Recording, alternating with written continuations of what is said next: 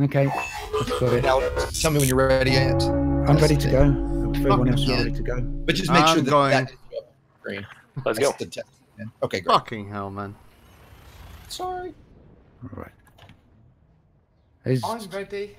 I wasn't the last person. I don't feel as guilty now. No, you are. You kind of are. Well, there we are. Hellonium, everyone. Welcome to the whatsoever manyth Creators Roundtable, where we will talk today about the exploration reveals that have just come up yesterday on the forums. And with me, we have... Introduce yourselves, gentlemen. Ah, you lazy fuck. Okay, yes. Fine. My name is TheYamiks. Greetings. I'm a cunt. Hi, I'm DJ, Truthsayer, Idiot, and a Spaceship. I'm Obsidian. And I'm Commander Exigeous. Sorry, I was messing with some audio settings. Forgive me, everyone. It's his favorite hobby. Telling you. Oh my. All right, so let's kick it off, I guess. Should we start by just going over the, just going point by point, I would say, I guess. Probably the best thing to do. So the first thing up is, I think, the biggest point for the community out there right now, the biggest discussion point. Let's hop right in there.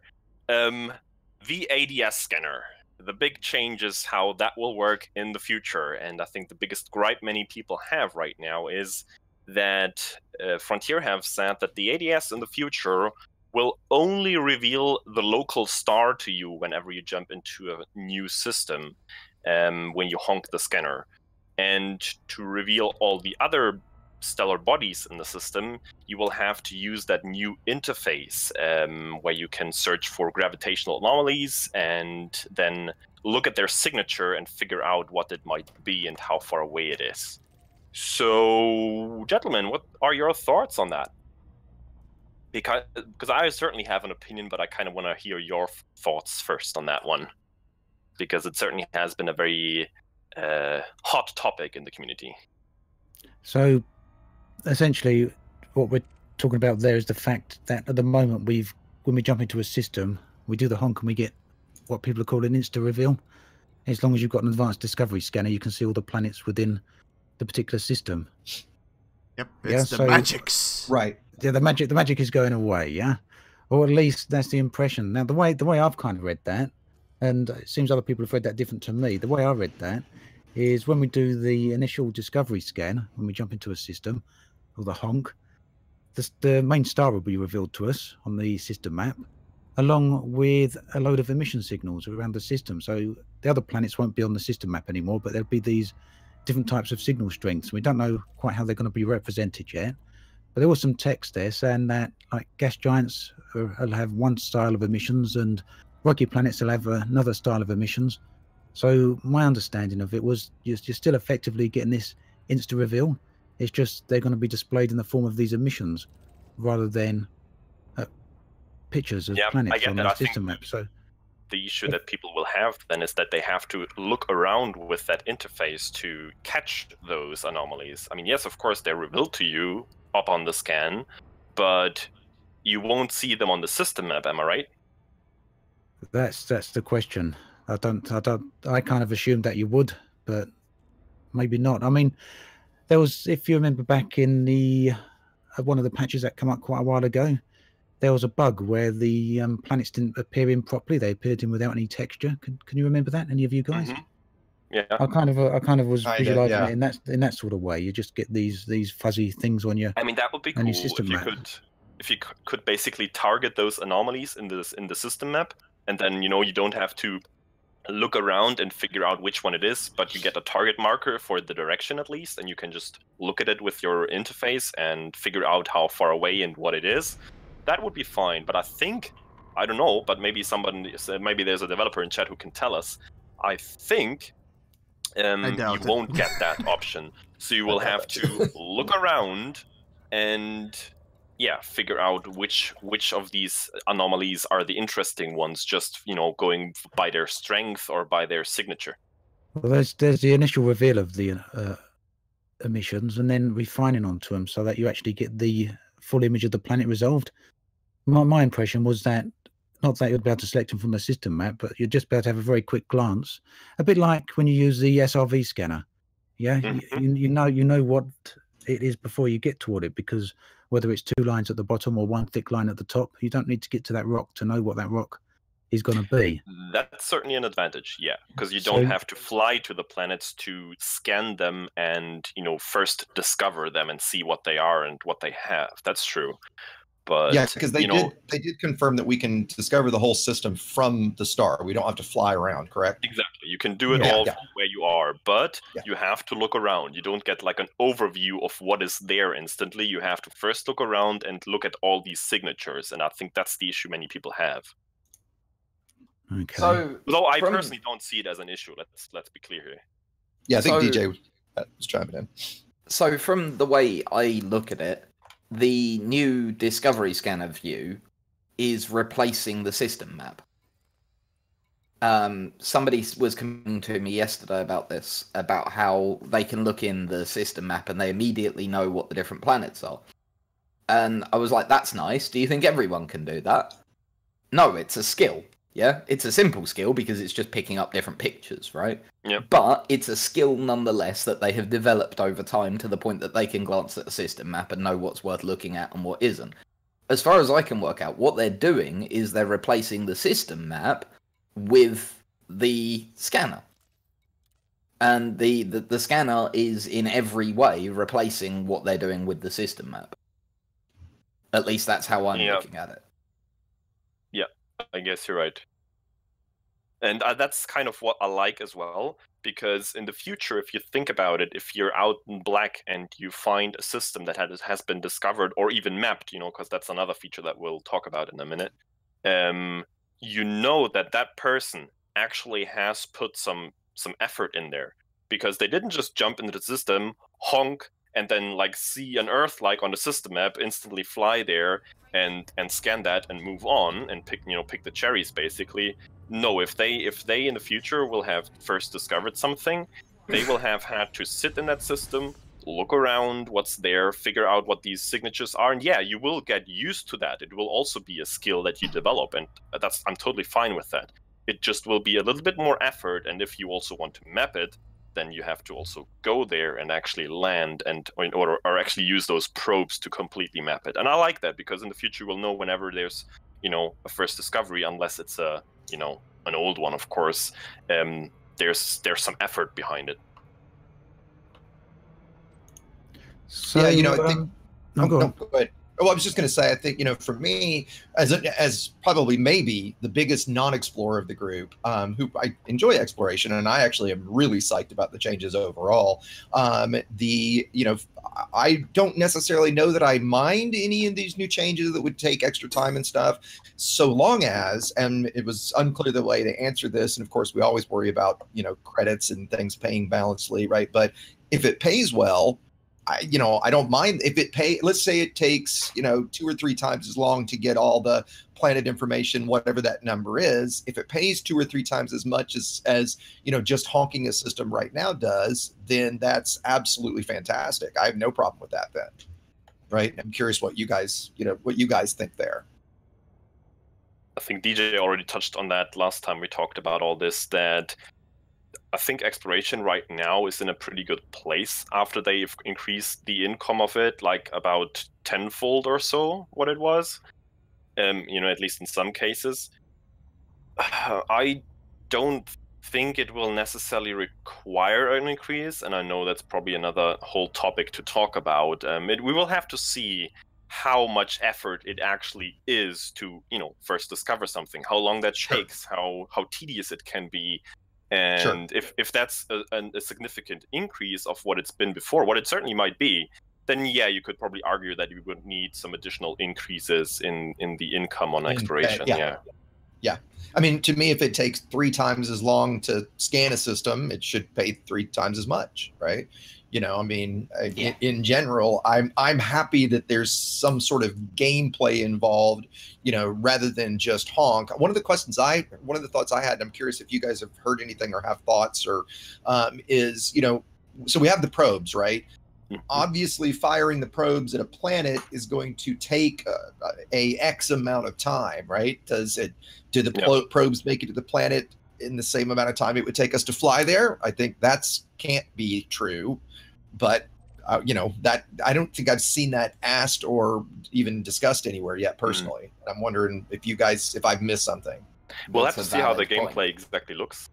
Yeah. With that, though, one would suspect that even if it did take as long, for bigger systems in particular, the exploration time is going to go down dramatically because you wouldn't just send probes to one planet, I would assume. Sure, meaning you'd send probes out to 5 planets at once, DJ? Is that what you're getting at? Yeah. And then, as the first lot arrives, you deal with them, next lot, deal with them. I'd be a bit careful there because I think, I can't say, but I think how this will work is you actually have to get close to a planet to fire those probes, because you have to aim them so they cover, the whole surface. Yeah, that's a valid point.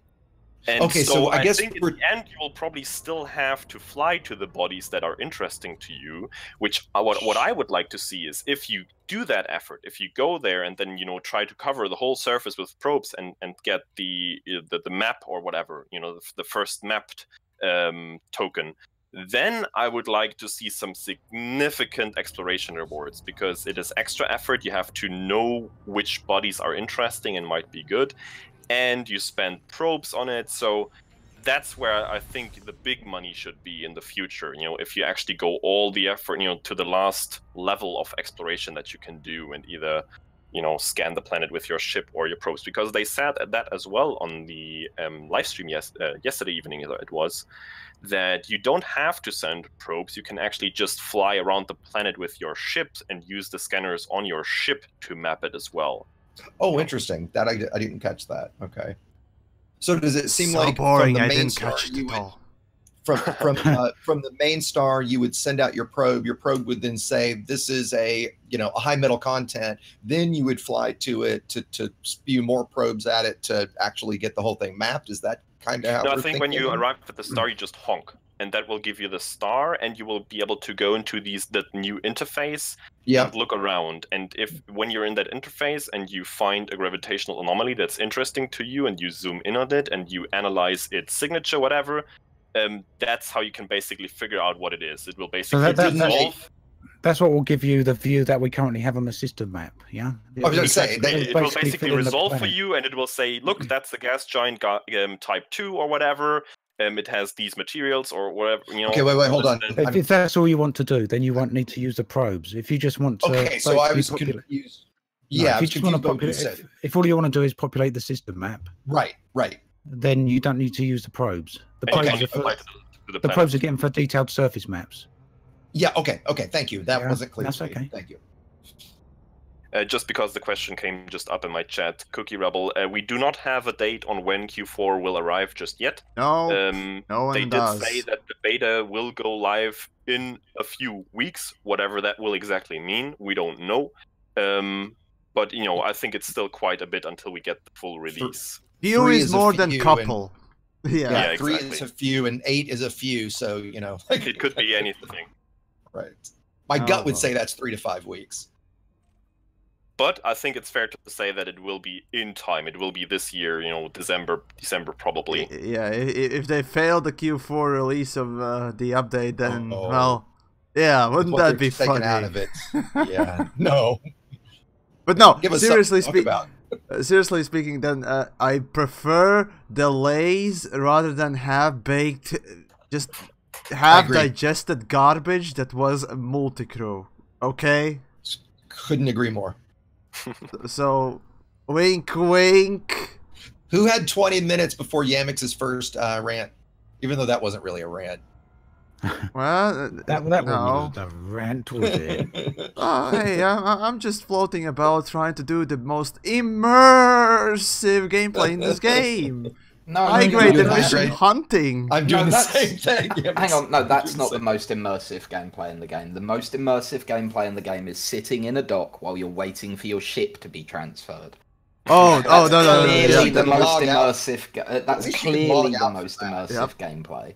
No, but it's all immersion, right? That's all there is to that. It's just pure immersion. But DJ, God, at this point, that so needs to be updated. The fact that, I mean, jump ranges have gotten so much better since that update come out. I mean, I can fly somewhere in 6 jumps in my DBX. Yes, it takes an hour and 15 minutes for a ship to transfer that same distance. I definitely voted for ship transfer time, but it needs to be quickened. But if at least you could see like these huge carrier ships jumping around the systems that actually carry your ships, and they can only jump like, I don't know, 5 light years or so, then it would be reasonable and cool. Sure. To be honest, that's the funniest thing, eh? Go. Well, the worst, like, this is a bugbear of mine, right? Because the point of that system, to get us off track slightly for a moment, the point of that system was that it was introduced particularly for players that had less time.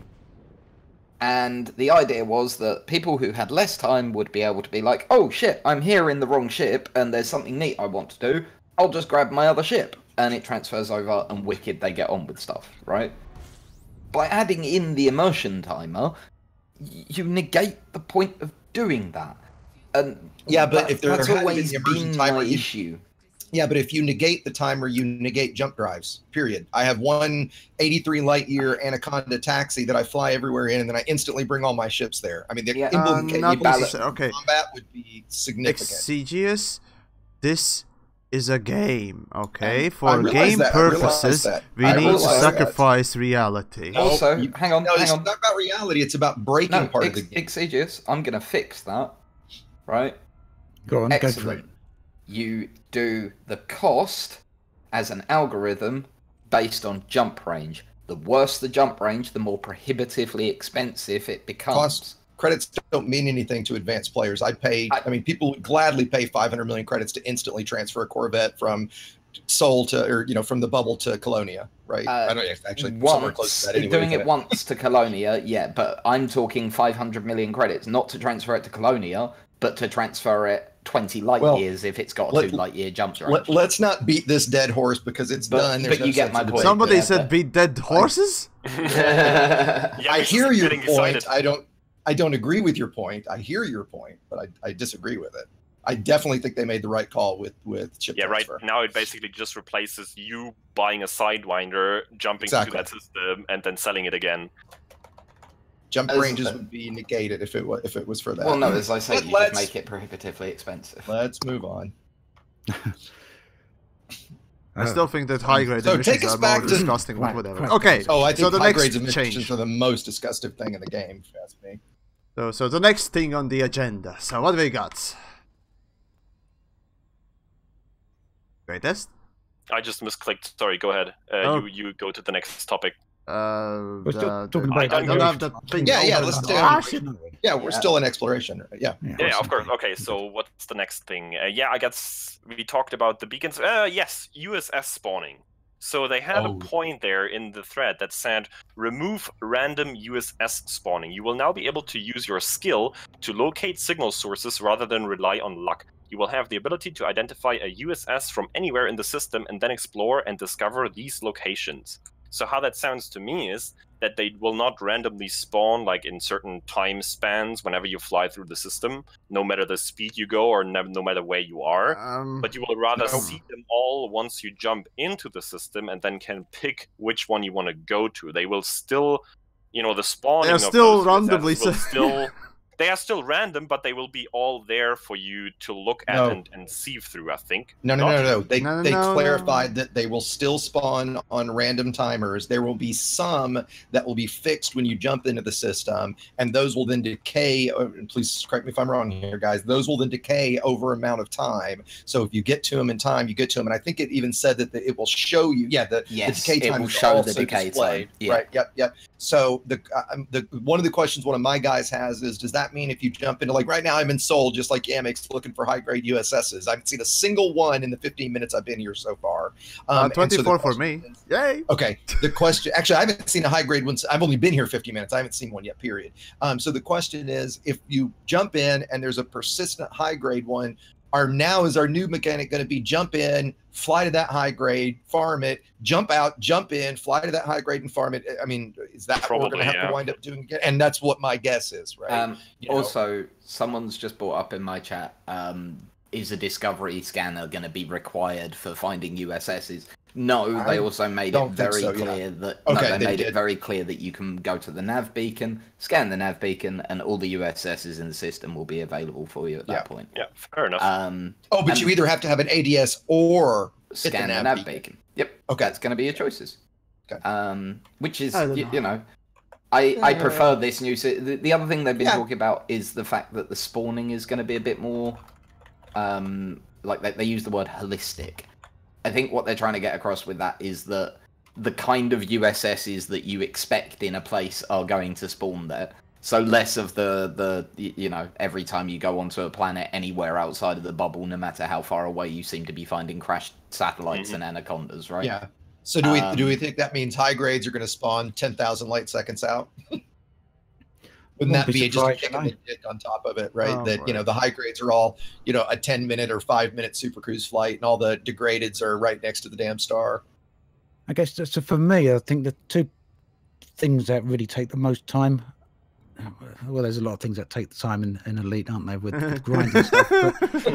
But the two things that take the most time when you can say you basically haven't got your hands on the controls much doing anything is super cruise and trying to find a signal source.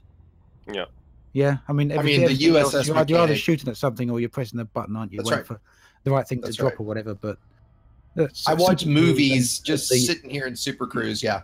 Yeah, Sorry, or flying around waiting for the right signal source to spawn. So I think it's always the case. The right way to go, isn't it? Making that deterministic. It's always the case of it might take for ages when you work with RNG. And I think, like, if you have no way of bettering your chances in any way, like if you just rely on plain flat RNG to find something, then it can always be frustrating. But if you have a way of maximizing your chances, with good information, then that's always a good way to go about it. They just, in my mind, look, we all agree that USS is a total broken mechanic at this point. I mean, I get why it exists. I can get in detail, explain you why it's bad. I know.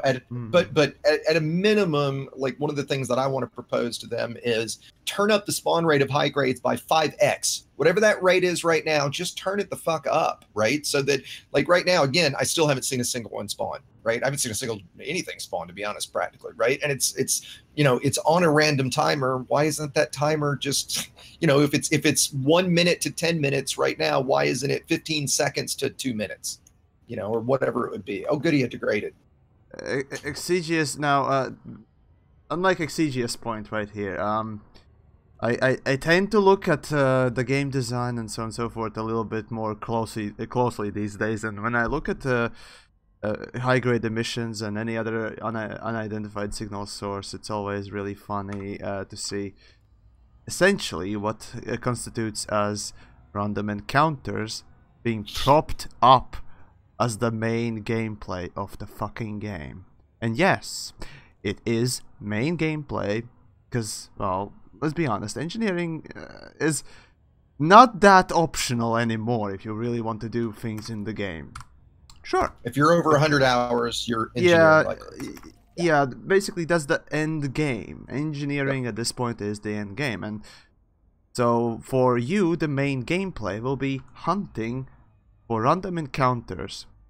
Just like in the fucking Skyrim, walking on the fucking road, hoping for specific counter come up. That's that's literally what this is. DJ? I have fully engineered chips and I've never done USS hunting, so I don't know what you're on about. Like, seriously, I don't do USS hunting. I don't know. So why are you doing it? Here comes a joke. Here comes a joke. Unlike special snowflakes, we tend to do specific things and go for specific things, rather than just wait around for whatever we want to appear. But no, I get your point. Now, of course, organically, when you play the game, yes. No, I do it through missions. If I want materials, I do missions.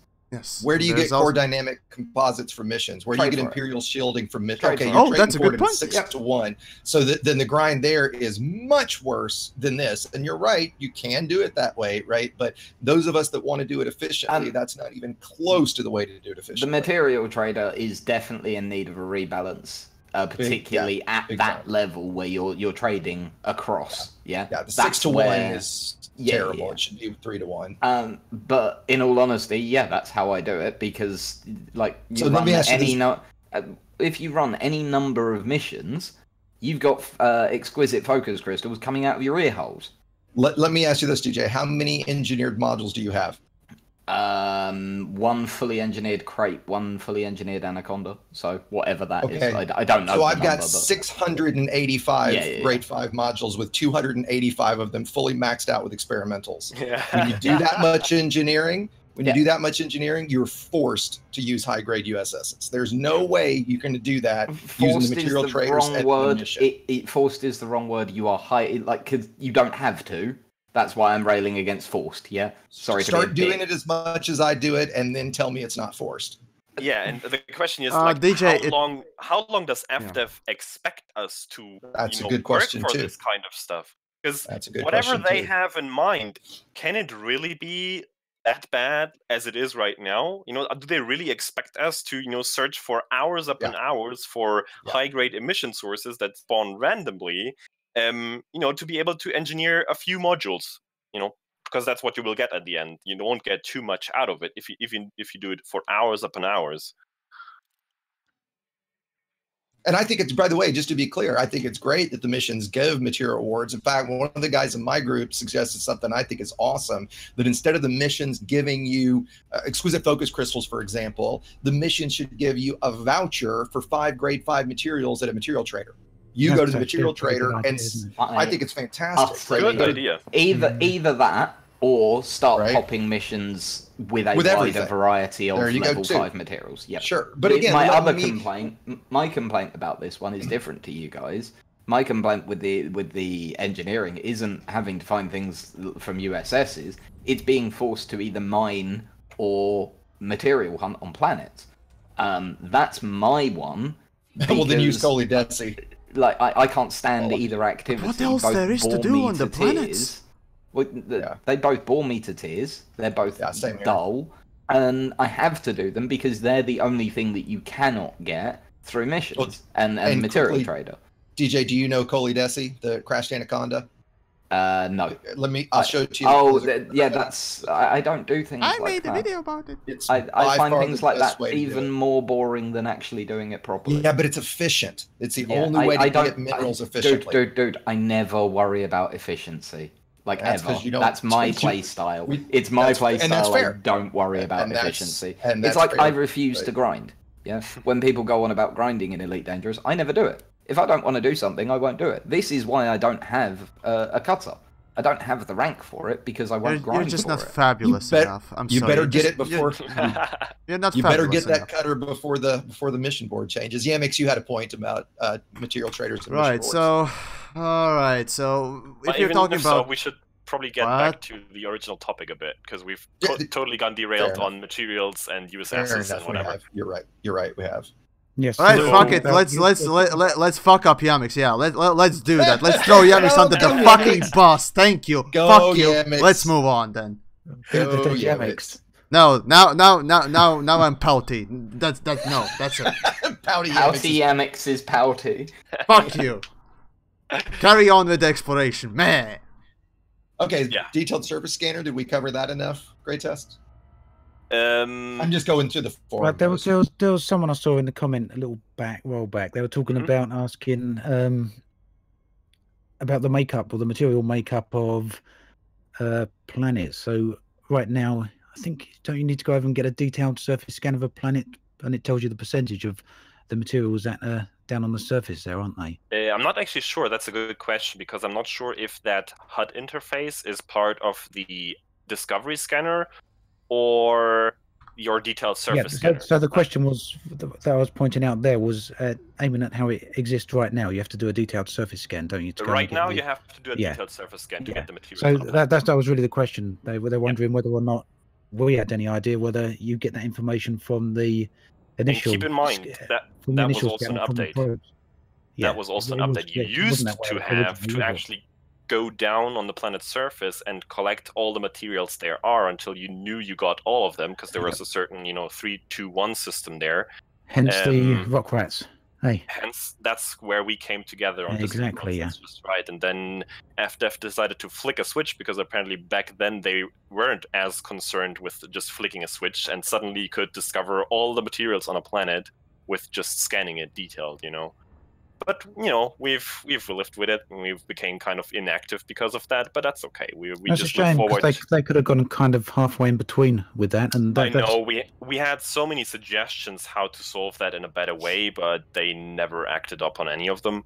But again, it may be where we're going now with the. Exactly. We very much look forward to. They're going to be the surface mapping is going to pick up stuff on the planet. Yeah, they mentioned surface mapping and whatever else resources, gameplay will come for the SRVs in the future, and hopefully also new SRVs. That's like the biggest thing for us right now. You think that might be? I want my space tank. I'm very careful about suggesting it might be part of Q4. I heavily hope for it, but I've never even heard any subtle hint about it, so I doubt it. It'd be such a nice surprise, wouldn't it? So I can't. I just can't let this slide now. Please. Yeah, so basically, if we get a fucking space tank, we got something for free that Star Citizen has to pay for. Nice. Because I just cannot not mention it. Take that. And it's not only a tank. Like, there's so many things you could do. You could have like a racing SRV. You could have like a cargo mining carrier. SRV, cargo SRV. Yeah, there's so many purpose-built stuff you could have. Or so many people in my chat are saying multi-crew SRV, 2-seater SRV. No. Yeah, no, please, hot topic. but it would be awesome if they can make it would work. Sure. And maybe new modules for the SRVs, allow them engineerable SRVs. Yeah, example, or allow them different loadouts, like for the fighters. There could be so many possibilities there, and they just haven't touched that feature in years. Yeah, I agree. I'm still to this point. I've said this a lot, that if you'd have told me a year and a half ago when we got multi-crew that we still wouldn't have multi-crew SRV or any real feature addition to multi-crew, I would not have believed it. And here we are. It's just, it kills me that we don't have it yet. And I think, DJ, were you trying to chime in? The irony of what you just said there is that the next update has quite a large update for SRVs, for multi-crew, sorry, not SRVs. The fact that exploration will be a multi-crew activity at I think that's nice, but I would not call that a large update to multi-crew. I think an awful lot of people would massively disagree with you. Mainly because it does open up an entirely new playstyle that at the moment is completely non-existent in multi-crew. Going from 0 to 1% is nice, yeah. Right. That's massive improvement, but realistically speaking, but then you it's got not 1% though. Going through. That was an analogy, buddy. Yeah, but you're gonna add mining into that. We know that's being included in multi-crew as well, that's a very good point. Yeah. So that's another thing, yeah. Yeah, we've had multi-crew mining. Not saying it's completely fixing multi-crew, but obviously they're integrating it into mining. They're going to integrate it into. But we've had multi-crew mining since day one, haven't we? Right. No, we got the new mining feature coming up. Yeah. Which again, totally psyched about, right? Yeah, I mean, but look, I guess so let me be specific. What will happen is that each person will have something to do within the ship whilst they're mining. That's not how it is at the moment, is it? And if that's true, that's fantastic, right? But again, the two biggest things that hold back multi-crew is not being able to mix wings and not being able to use the SRV. Right? You can't convince me those are not the two biggest. That's a mechanic thing, isn't it? Rather than and I disagree. I would say that the broken fucking code is what makes multi-crew garbage. The biggest problem with multi-crew by a long way is its stability. That's its biggest problem. But that's a bug. That's not a feature. No, but that doesn't change the fact that it's its biggest problem. Yeah, the good things about multi-crew, when it works, multi-crew is wonderful. Let's all be honest about that. When you get a group into a multi-crew instance, particularly with combat, that's the only thing that's really worth it at the moment. It's fucking great. But getting into that instance really relies on you going into the instance and then multi-crewing people in. Traveling with them just doesn't work. Let's just say instancing currently still messes with many aspects of the game. And that is the issue that needs fixing. If they fix that, like, not being funny, I'd love multi-crew SRVs, that'd be great, right? I'd love for multi-crew and wings, although that, I think, I understand why that's not a thing. To be perfectly honest, why? Networking and balance. Okay, so you're talking about code fish, balance in what way? Well, limited to 4 commanders overall, I'll give you that, right? But why can't I have a crate in a wing with a Corvette, and then have the Corvette have a human crew member, and I have a human crew member, and we have 4 players? Yeah, no, I get that. I suspect it's balancing that against a wing of 4. How is that misbalanced? You've got 4 huge ships, I've got 2 huge ships, and 2 shitty little fighters. Yeah, the balance is entirely in favor of the wing of 4. That's my point. Okay, so don't engage if you're in the crew of 2. I mean, how's that misbalanced? So it's misbalanced to have those 2 people be in a wing and not have fighters with them? We're getting way off topic. Let's go back to exploration. No. You and I can debate this later. Yeah, no, but the point, you've driven me entirely off point. The point is, multi-crew A has some updates coming to it. And B, to suggest that TheYamiks said about 0 to 1%, analogy or not, it's not 1%. The entirety of exploration, including earning money from exploration whilst doing multi-crew, is open. That's a big deal. That really is. That's opening up an entire gameplay style to I agree, DJ. And for me, it's actually, for me... I agree with TheYamiks. Well, okay. For me, it's the biggest news in the update. The fact that winged and, like, in particular, winged exploration, even more so than multi-crew for me, is going to be a thing. That's a giant thing for me. And that is probably the biggest news of the update for me, personally. I mean, honestly, I do agree with the fact that, sure, yeah, now with wings you can make money together, scanning things, and that's great. Though, well, yeah. Fact that you're going from 0 to speed of like 1 meter a second and so on and so forth, there's a big improvement, but realistically speaking, when you look at where the other types of gameplay are, wing-wise of course, and co-op gameplay-wise, then exploration is the one thing that really is lagging behind tremendously. That is what I meant by that analogy. So there you go. That's about it. Did we cover the DSS enough? Again, I'm just looking at the forum post. Yeah, I think the point we kind of went off rails there was... what your thoughts are on getting down to the planet's surface and finding things. What sort of things would you be happy to find? The things that people have found so far? Is that all right for you guys, or would you like things that are interactable in some way? I mean, are you just happy to go down and find like new versions of brain trees or whatever hasn't been found yet? Let's keep in mind that new stuff, but for that to happen, you have to engage with, let's call it, the deepest level of exploration that will be there. You know, I actually have to go to the planet and launch your probes at it at least. Yes, there's already... To be able... Yep, there's gameplay up to that point. I was just asking what your thoughts and feelings are on finding things just as things to see on the planet, or as opposed to things that maybe you can interact with. Well, I mean, another point would be when you get missions, answer your own question. What do you think? Right. So on some of the missions we get, you have to go and find the base on the planet, don't you? And the base 9 times out, infiltration missions, yeah. Yeah. Right. So how about if they were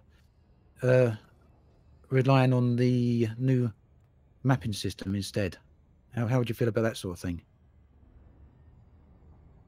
Yeah, so before you can just locate them, you've got to use It would at least make sense. Keep in mind, though, that if you do that, then people who actually do these missions will also have to change their loadouts accordingly. Yes, you've got to change your loadout. Yeah. I mean, that's not a bad thing per se. I'm just saying that, you know, it has some other effects if you require new gameplay to achieve something. Yeah, but I think the idea of doing that isn't the worst thing in the world. No, it's not bad per se, no. not at all. But you can kind of turn it the other way around. And To me, it's pretty basic. you could kind of say you don't have a mission. You're flying out near one of these planets in the bubble, or maybe just outside the bubble. And when you're scanning, you don't find a brain tree down on the surface of the planet, but instead you find a base. And at that point, maybe you get one of these missions offered to you, the ones that come through in deep space. Yeah, to me, it's quite simple. The more sense it makes, the more self-integral it is. You know, the more sense it makes, gameplay-wise, all the better. Like, I'm all for it. You know, it would make sense that such a base would probably not have exact coordinates because they don't know exactly where they is, your mission givers. So it would make sense for you to have to bring a scanner along and find it in the first place. Totally agree with it. And yeah, it would also make sense if you stumble upon something that it might be of interest and you might get a mission from it, or you might get, I don't know, materials from it, whatever. Though you have to keep it consistent as well. So if you were to actually probe a whole planet, then technically you should see everything there is on that planet. And if that's not consistent, you know, if there's just stuff spawning for specific missions, for example, that you can't find otherwise, then, you know, I'm not all for that. What about everyone else? The question was about what exactly? I think what you find interactable things down on the planet rather than. Okay, so oh right, so that was the whole thing. I drifted. How would I say no to that? No, overall, okay. So the alternative is to just go and look at it immediately by your own eyes and spend hours upon hours upon hours upon hours just searching for something. Yeah, you know what? This galaxy is already huge enough that I might as well take a little bit of a fucking shortcut, especially considering that this is a goddamn 3,300 year, something like that. So some space magic would be appreciated. So, well, yes. I think, you know, sure. I think to answer the question, interactable stuff on planets would be great, right? I think that, you know, I have three things I'd say. One is the rewards for that. I would want them to be good. And I don't necessarily mean credit rewards, right? Finding even brain trees, I think are cool as shit, right? Finding something new that, you know, that we haven't seen in the game yet, some new kind of life form, I think would be interesting, right? But I think if there's some sort of payoff there, I think we maybe would all agree that the current, like when you just get those pop-up missions that come in, to me, they're so absurd. It's akin to going to the CFO of a Fortune 500 company and saying, hey, I'll pay you $5 if you do my taxes. Yeah. Like, are you kidding me? I'm an elite level combat pilot, and you're offering me to go murder somebody for 20,000 credits. That's something that Turgeon keeps going on about. Oh, that it's absurd. I think FDev can't quite make up their mind what we are supposed to be in this galaxy. You know, on the one hand, they treat us as absolute nobodies, where, you know, people talk to us like, you know, we're worth nothing. We're just, you know, anybody. But on the other hand, we are lore-wise kind of supposed to be, and our, you know, gameplay-wise, I would argue it would make sense that we are this elite kind of group of commanders. You know, the only ones that offer that mission to a harmless level or a competent level. I agree. It should be coupled. But when I'm an elite level, when I'm triple elite, and you're offering me a mission that pays 20,000 credits, that's going to take me, you know, more than 30 seconds, you can fuck off. There's no way I'm doing that, right? Well, Exigeous, so I think they're cool from a lore. Well, I think it's cool from a lore perspective of like making things feel alive and stuff. I like that aspect, but now I just giggle when I see them come in. I don't even read them anymore, right? But back to the question that Ant asked, right? So I think if there was a reward for that of some sort, I'm great with it. But the bigger question that I have, and again, I don't know if this has been answered or what you guys think is, it seemed to me the answer to this was yes. When you do scan a planet and, hey, there's brain trees here, is it going to be, hey, there's brain trees here, or hey, there's brain trees right here, here's the POI marker, you fly right to it? Meaning, once you've mapped it, we don't have to worry about the, you know, coordinate navigation flying bullshit anymore. It's the latter. It actually reveals that's exactly how it's going to be working, It reveals where it is. That's what Okay, that's what I thought. And that is fucking fantastic, if that's true. There's 2 stages to this, as far as I've caught that correctly. If you are in this HUD overlay where you look at the gravitational anomalies and you actually like home in on one object that you're interested, and you get its signature and you resolve it for yourself, then you will already get the information if there might be something interesting on that object you've just resolved. You get these materials on the top right-hand corner, and then to the next to that on the right side, there was this blank space in the example image of the gas giant. That's where Adam said there will be like a list of interesting anomalies, exotic materials or whatever else it might be that might be on that or that are on that planet. It gives you that information. If you want to know where exactly that stuff is, that's great. Then you will have to fly there and launch your probes and map the thing, and then you will get the location. That's how I understood it. Then I think if that's true, and that's the way I've kind of understood things or been reading into things. To me, that might be my single favorite change for the exploration, right? Yeah, I mean, to me, sounds perfectly fine. Yes. The fact that we all have to do, and I think planetary navigation it's a skill that that I think the game wants you to learn and wants you to engage in. And to a small degree, I don't hate it. I somewhat enjoy it, right? But I think it's so tedious and so frustrating for most commanders, right, that it makes things like that so prohibitive, right? I mean, I know like the guys in my play group, even the advanced ones, a lot of times will follow me down to sites because they have a hard time finding things, when we have the coordinates or something. Right. So I think having that dedicated POI, hey, look, there's something cool right here, even if it doesn't say brain trees, if it just says something cool and, you have to get within a certain distance to resolve it, again, totally great. Right. To sort of talk along the same lines, one of the things that someone in the Sovereignty said when they saw all of this was that it meant they were actually going to be able to interact with things like the brain trees and the meta-alloy sites and that sort of things. The barnacles, I mean. Because she doesn't understand the coordinate system. She hadn't learnt it. And this is just opening it up and making that content accessible to her. Which I think is probably... it'll be useful, yes, I agree. Yeah, it's I am too quite topographical idiot, to be honest. Yeah. It's probably the most important thing of the whole update for a huge number of people. Like for a lot of people, it's going to open up so much, make so much more accessible. No, overall, yeah, I'd say overall the thing is, we get to discover these whatever thingamajiggies, unique places on the planets ourselves without having to go through the fucking disgustingly horrible and difficult puzzles, if you can even call them, to just find something. So yeah, this is beneficial for the casuals, and guess what? Making it overly hard is also a really bad thing. And so of course, for anybody that doesn't... No, go ahead, sorry, James. The more you can make this sort of exploration...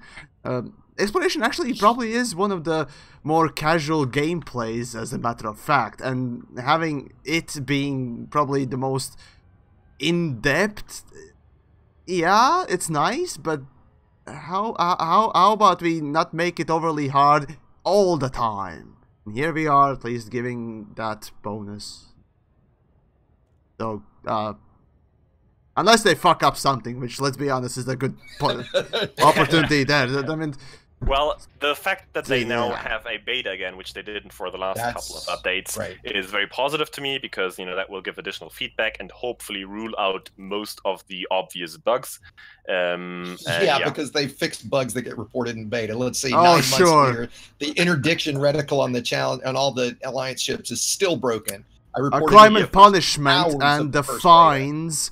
Yeah, that definitely got fixed too, Can't argue with that. I mean, fuck, I keep just sounding the fucking bell about the crime and punishment, but no. Actually acting upon them is a whole different thing. I see that. Let's hope AFTF gets better at that in the future. You could bring up many more points of things that are just a little bit off still in the game for years now. Why don't we move on to the first map feature? Thoughts on that? I mean, Sounds good to me, yeah. More places to put your name. Yay! Obsidian's been quiet. Why don't you lead us on that one, Obsidian? I'm not the big fan of having names on things. If I get my name on the planet as first, I'm not too worried about that. It's not a reason for me to go out and find a planet anyway. The thing that I'm most interested in exploring, this is probably where the mapped area will come in, is finding a planet that's visually appealing. So you can Let's go be down on it honest, and get some it's- good landscapes, and you can get some It's for good the screenshots, right? horizons. Well, it's Well, for that. screenshots, That's what it's all videos, things like Feeling those. around that. It's, you know, when I go out in nature, I like doing a lot of walks in nature. Every time I go on holiday, I like to walk through, you know, mountains or forests. I don't do that so I can take photos. I do that because I like the experience of it. Yeah, I quite happily go without a camera. Absolutely. And I certainly don't go there to get my name on it. So I think the downside of the exploration change is going to be it's going to make it harder to find those kind of things, because you can jump into a system right now and do an advanced discovery scan, and it'll reveal the planets, and you can get quite close without a detailed map when you zoom in on the system map, and you can get a bit of an idea on whether that planet's going to be worth traveling over to. So for me, having the first mapped by a tag would be nice, I guess. If you can have one of the planets. Yeah, if you can have it on one of the planets, that's an interesting planet. But the problem is going to be you don't know whether or not it's an interesting planet until you've mapped it. Yeah. I think it'll be interesting to see what things are. There's still the argument that there should be effort to get that. I don't think so. agree Hold with on. that. Don't confuse mapping with resolving it, because I think, you know, yes, I agree that step of just honking and getting the system map and being able to look at it, that is gone or will be gone then, yes. But I think you don't need to map it. I think what will be enough is to, you know, go into your HUD, resolve the thing with, you know, just from sitting at the star, because then you already also get an image from it. Yeah. And once you have that resolved image, then you can make a judgment if it's worth flying there and mapping it. So yes, there is an extra step there, but I don't think it's as dramatic as having to map it to see if it's worth it. That's a good point. But let's be honest, human beings like to have their names put on things or named after them, so this is one of those typical human vanity parts, so... But imagine a wing of 4 going out, first discovering a planet, and then another wing of 4 going there and mapping that planet together. You will have 8 names on one object. No, I think it's a first mapped. It's only going to have a single name, right? Yeah, it's going to be a question if that's also, you know, if they talked about multi-crew activity. Everyone in the crew, yeah. I think those tags will also be shared between multi-crew or wing members. I think wings work in the same way in that regard. So in theory, I think you should be able to have 8 names on one object, you know, first discovered and first mapped. Yeah, there are already dual discoveries out there. So I've seen quadro discoveries. You know, if you have a wing of 4 and you are in the system together and you scan something, then all 4 people in the wing get the tag. No, I think the first person that actually does the physical job of not scanning, but first mapping gets the tag. Nope. That's how it should be. No, because then you could never get 2 names on one object if it's only the guy who discovers it or who scans it. As long as you're in the wing and you perform the scan in the wing, I think you have to be in system. I'm not sure on that, but I think you have to. Then everybody who's in the system at the time of the scan gets the tag once cached in. Chat, correct me if I'm wrong, but I think that's how it is, or at least supposed to be. It might be buggy as well, because you know wings are also still a bit buggy sometimes. Okay. Yeah, I've got a couple of people. Only one person needs to scan it, and the group get the discovered tag. Exactly. Yeah, I'm curious. What I understood well, bonus, but the tag. Well, whatever. I'm curious at this point, locked already. Like, obviously, they said Sol, like Earth was already going to be first discovered or first mapped. It'd be just weird that sometime in the future, right? World. Yeah, of course. I mean, I assume that the core worlds will be fully mapped. I don't think I'd say the core. I would think that obviously everything in Sol would be. I think Jameson, you know, everything in Shinrarta would be. I think, you know, maybe the capital systems, the big places like that. I think it would make sense. I'm not talking about the whole systems. I'm talking about the chief planets. Sorry. Yeah. The chief planets in the core worlds will all be fully mapped. Well, you guys heard Zulu Romeo ask if you could map stars or black holes, because clearly he wanted to be the first to map Sag A. Yep. Wanted that double tag, right? Yep. I met him at Fantasticon. Lovely chap. Oh, did you? Yeah. I've met him a couple of times he? now, but he was at Fantasticon. Yeah. He had the flying cap on. I don't think I met him. Oh god damn it! I'm so bad at this.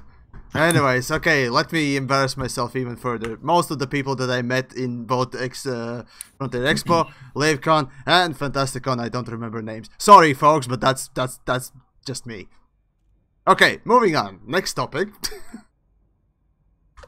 I mean, multi-crew is the next one on that list, but we've kind of nailed multi-crew a fair bit in this already. Is there anything we didn't point out in multi-crew? And which, by the way, just to be clear, I do think any addition to multi-crew I think is great. Right. I mean, so I'm all for anything that gets us to play together more. I mean, I hate cargo missions. It's probably it might be my least favorite thing to do in the entire game, but I actually kind of legitimately enjoy, winged cargo missions, because of the social aspect of it. So anything that adds that to me is definitely a win.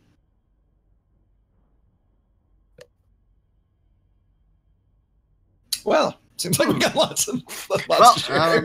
Everybody is I think that's the content. quietest we've been. Okay, Yeah. so Everyone agrees. So we summarize the whole exploration changes. I think we've covered it all. Okay, Did well, any- to summarize.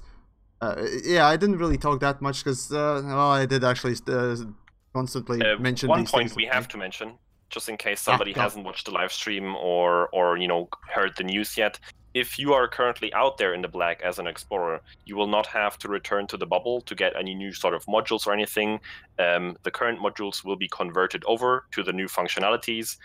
So you will have all you need out there to perform, all the scans and everything. Don't worry about it. Magic. I think it's also worth pointing out that the probes that you need out there to scan the planets, they're from synthesis. So Yes, they you can won't be need to purchase synthesized as them.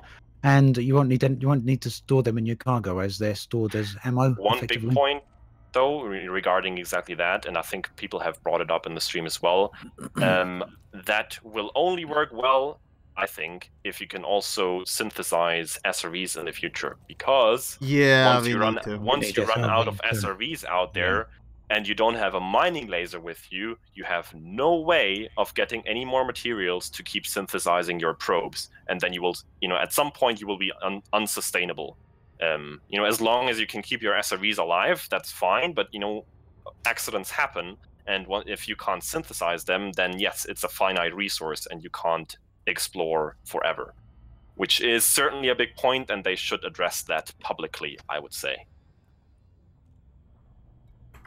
I do remember years ago that Frontier actively said that they don't really want people being out there forever, and I think now people are actually doing that. They don't want people to enjoy their game. I think they've changed their mind since then. But Yeah. that was one of the very early comments that Frontier said it would be very difficult to get out into deep space. DJ, I probably remember this. Yeah, Very I difficult hope to they get out into did space, change and their people mind, would have to- because no, I'm sure if they have. didn't, then they would gravely misunderstand what their community wants.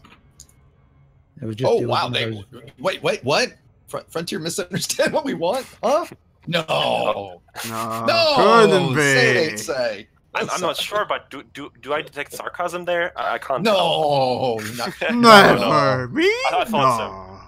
I was just thinking, am I the only dumb American here today? I am, aren't I? It's just, Well, it must be Proxim's not around, so yeah, you kind Exactly. Oh.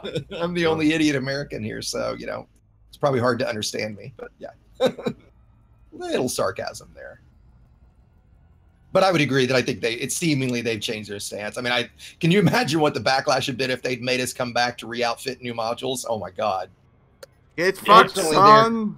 At Oh, least man. they predicted that on their own. Exactly. I'd like to try to give them credit where credit's due, and they at least saw that, the foresight there. So yeah, I think one of the things we haven't touched on just briefly is one of my other big questions is what's the ammo capacity of the Discovery Scanner going to be?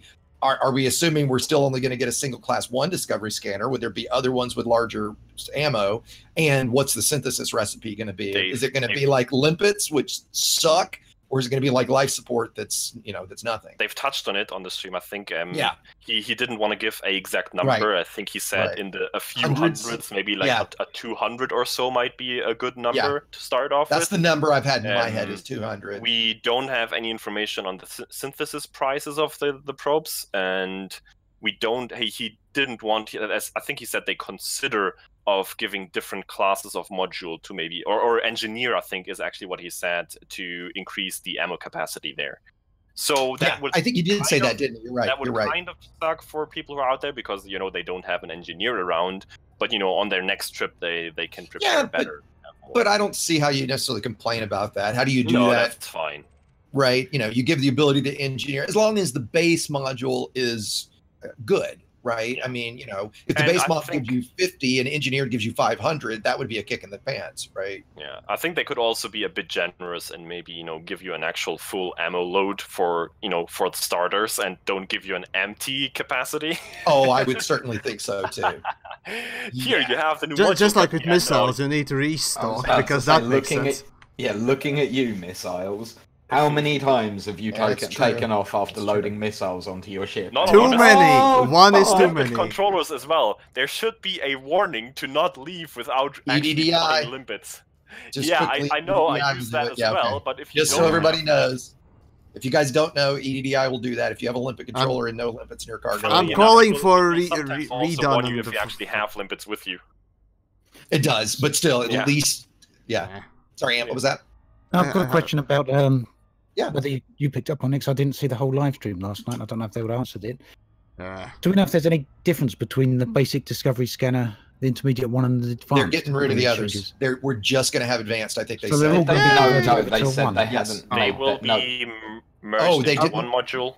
And that's what I understood. Reimbursed for if you had the advanced one, for example, you will get a bit of money back, but that's what they've said they're looking at, but they hadn't. Oh right, they haven't confirmed that yet. Okay, yeah, right. That was that. It was very much couched in. If they don't. We're looking at this. I'd be shocked if they don't do that, because the others are retarded. Nobody's buying those. Well, I want to see really how the different tiers would fit into the new mechanics, really. And that's the other part. Oh, actually, here's the something missions at different stages, but. What was the other? And I didn't even realize this. The question that they were stumped on, which is, I didn't even know that non-Horizons doesn't have synthesis, and so how are you going to synthesize limpets if you're not in Horizon, or synthesize DSS ammo if you don't have Horizons? That was asked on stream, and the look on their faces was, we hadn't thought of that, basically. Oh, snap! Is that true that non-Horizons can't do any synthesis? I haven't played non-Horizons in a while, but yes, you can't. I haven't played. I haven't played non-Horizons in forever. So anyone in the chat, feel free to let us know. Oh boy, there goes the shit show once more. Wouldn't it be funny if they actually released it and they would realize, oh shit, we fucked up the non-Horizons people. Whoops.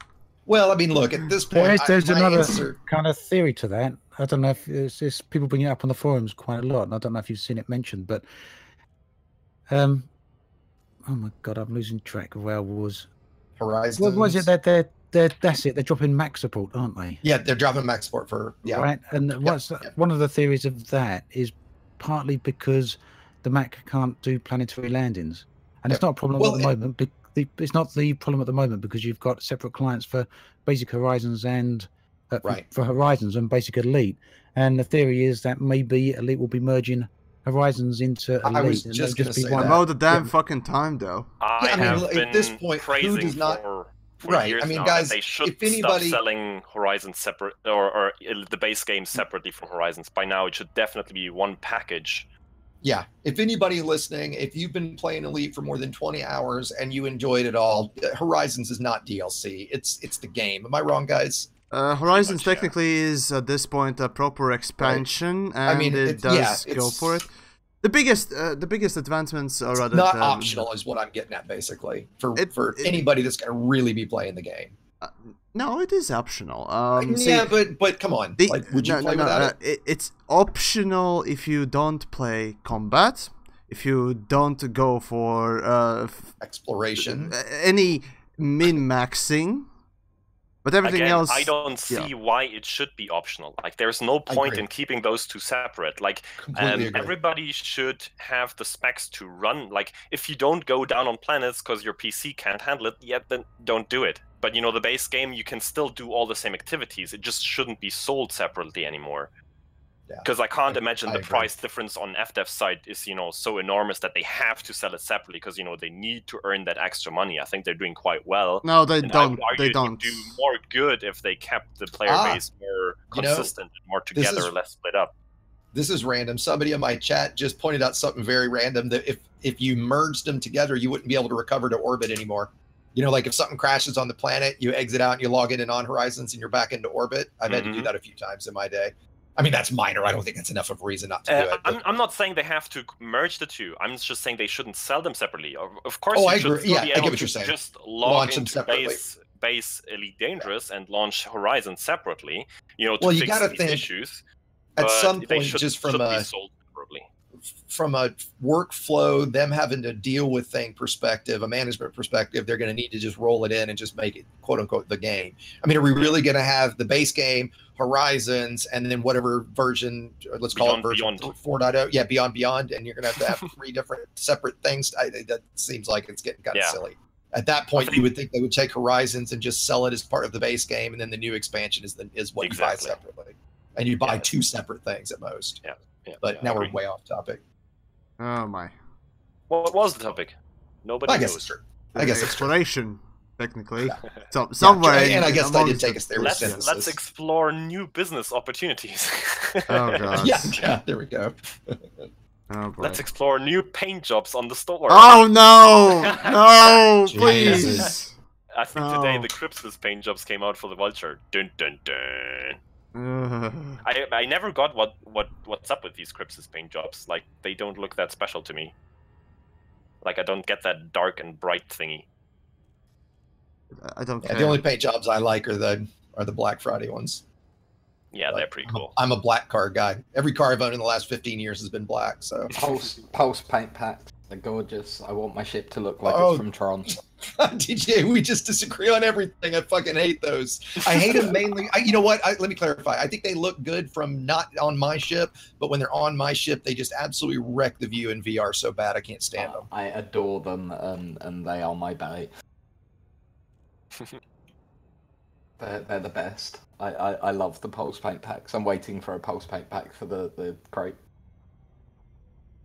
Right, quickly moving back to the whole exploration then topic. There's anything else left? If not, then I guess I can quickly, easily summarize it. Yeah, go ahead. Nothing? Okay, so summary. Question I pose to everyone watching. If the proposed exploration would come out as the main thing, as the, you know, the standard exploration that we have as right now, right? And then developers would announce, you know, all the changes to make it into exploration that we have right now as a game for, you know, that would be coming, rather than, well, basically swap them in place, right? Would you be happy about the change to the current system, rather than, you know, what we got right now being the advancements? Highly doubt it. So essentially, the changes that are coming are positive. The issue mostly will be from the fact that if you want to go to a planet quickly and find that planet quickly, let's say a new Guardian site is found or something like that, yeah, it's gonna take a little bit more time. Well, not a little bit more time, but notably more time to find it and get to it. That's a good point. But everything Well, else, no, that will surely depend on the electromagnetic output of the site itself. I would imagine a Guardian site is going to light it up like a fucking Christmas tree. It's still going to take a long time. I think they've said that the basic hunk, that will reveal the star to you will also reveal stations to you if you're an inhabitant system. I'm talking about, you know, Guardian space, for example. I know. I would argue that you could probably make that honk also reveal any sort of active sites in the system. You know, if there's a Guardian site there, you could probably detect that with that honk as well, if you can detect stations with it. That's so essentially how it works right now, isn't it? Yes, the Guardian sites. If you're within 1,000 light seconds, then you can see them. So I don't think that, you know, has to change for the future. I think you should still be able to just find them, you know, because those are interesting sites that you want to get to. You don't want to discover them or explore them. You want to just get there. So there should be a way to do that in, you know, a reasonable amount of time without having to go to your HUD. Those, you know, kind of to Obsidian's point, while those show on our HUD as a POI, those only show when they're 1,000 light seconds. So if there's a Guardian site in the system that's more than 1,000 light seconds, I'm with TheYamiks that I don't see how it's not going to take additional time. I mean, well, the question is how much additional time. Well, it Yeah, but depends wait, if they you register don't as a see them now POI. either if they're farther away than 1,000. So Yeah. what's the No, difference? but I know now if I know it's on planet 3A, I honk, I point at planet 3A, and I look at my POI scanner until it pops up. Right? Mhm. It's going to take longer than that, and I'm not necessarily saying it's bad, but it's going to take longer in the new system. I don't see how it could. It's going to depend on how quickly you can resolve these planets Right. when you're in that HUD Right. interface. And if that's, also if that's it still turns up longer as a than the no time. yeah. hang on, it's also if it shows up as a POI. That's if it true shows too. up as a POI, then you find it the moment you do an ADS scan. If it's within 1,000 light seconds. No. Not with the new system. The new system reveals the whole system's worth of POIs, right? Yeah, that could be a good point. Yeah. Oh, that I haven't might seen. actually I've be seen good. they've said it reveals stations, but I haven't seen them say it reveals all POIs. Yeah, the ADS that's how you either have to do an ADS scan to reveal, not POIs, sorry, USSs I was thinking of. But why wouldn't Right. it do the same with POIs?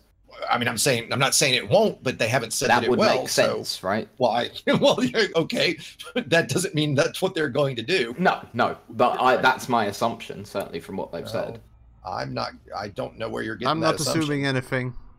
I'm Again, not making that the assumption at bottom all. line is we just need to wait for bait and see Right. what it is then, Right. because honestly, at this point, speculating is pointless. Right. Completely They agree. did talk about maybe showing some footage in a few weeks as well. So I guess whether That'd that be comes great. at the same Even time. with that, as long as we don't have anything for us tangible to touch, I don't, No, I don't understand what you're care. saying. Yeah, no, I know what you're saying. You don't know what it is until you actually plan. Yep, Exactly. that's what we had the beta for. So wait till beta, people. Don't judge too harshly or too... Well, basically, kill the hype, people. Kill the hype, for fuck's sakes. That kind of goes both ways as well, I think. Yeah, Not, kill the negativity. positive hype and yeah. Be reasonable. That's all we say. And then, unless it's obvious stuff, which is absolutely game breaking and most ridiculous thing ever, then obviously point it out. But All right. Do we have this covered now? Should we move on to Jeopardy? It's about our mark, yeah. good to Sounds me. like the plan. All right. Well, Again, you John, guys if have... anything else is coming up, if more questions or so are there, we can certainly answer them in between. I think shouldn't be an issue. So hold on.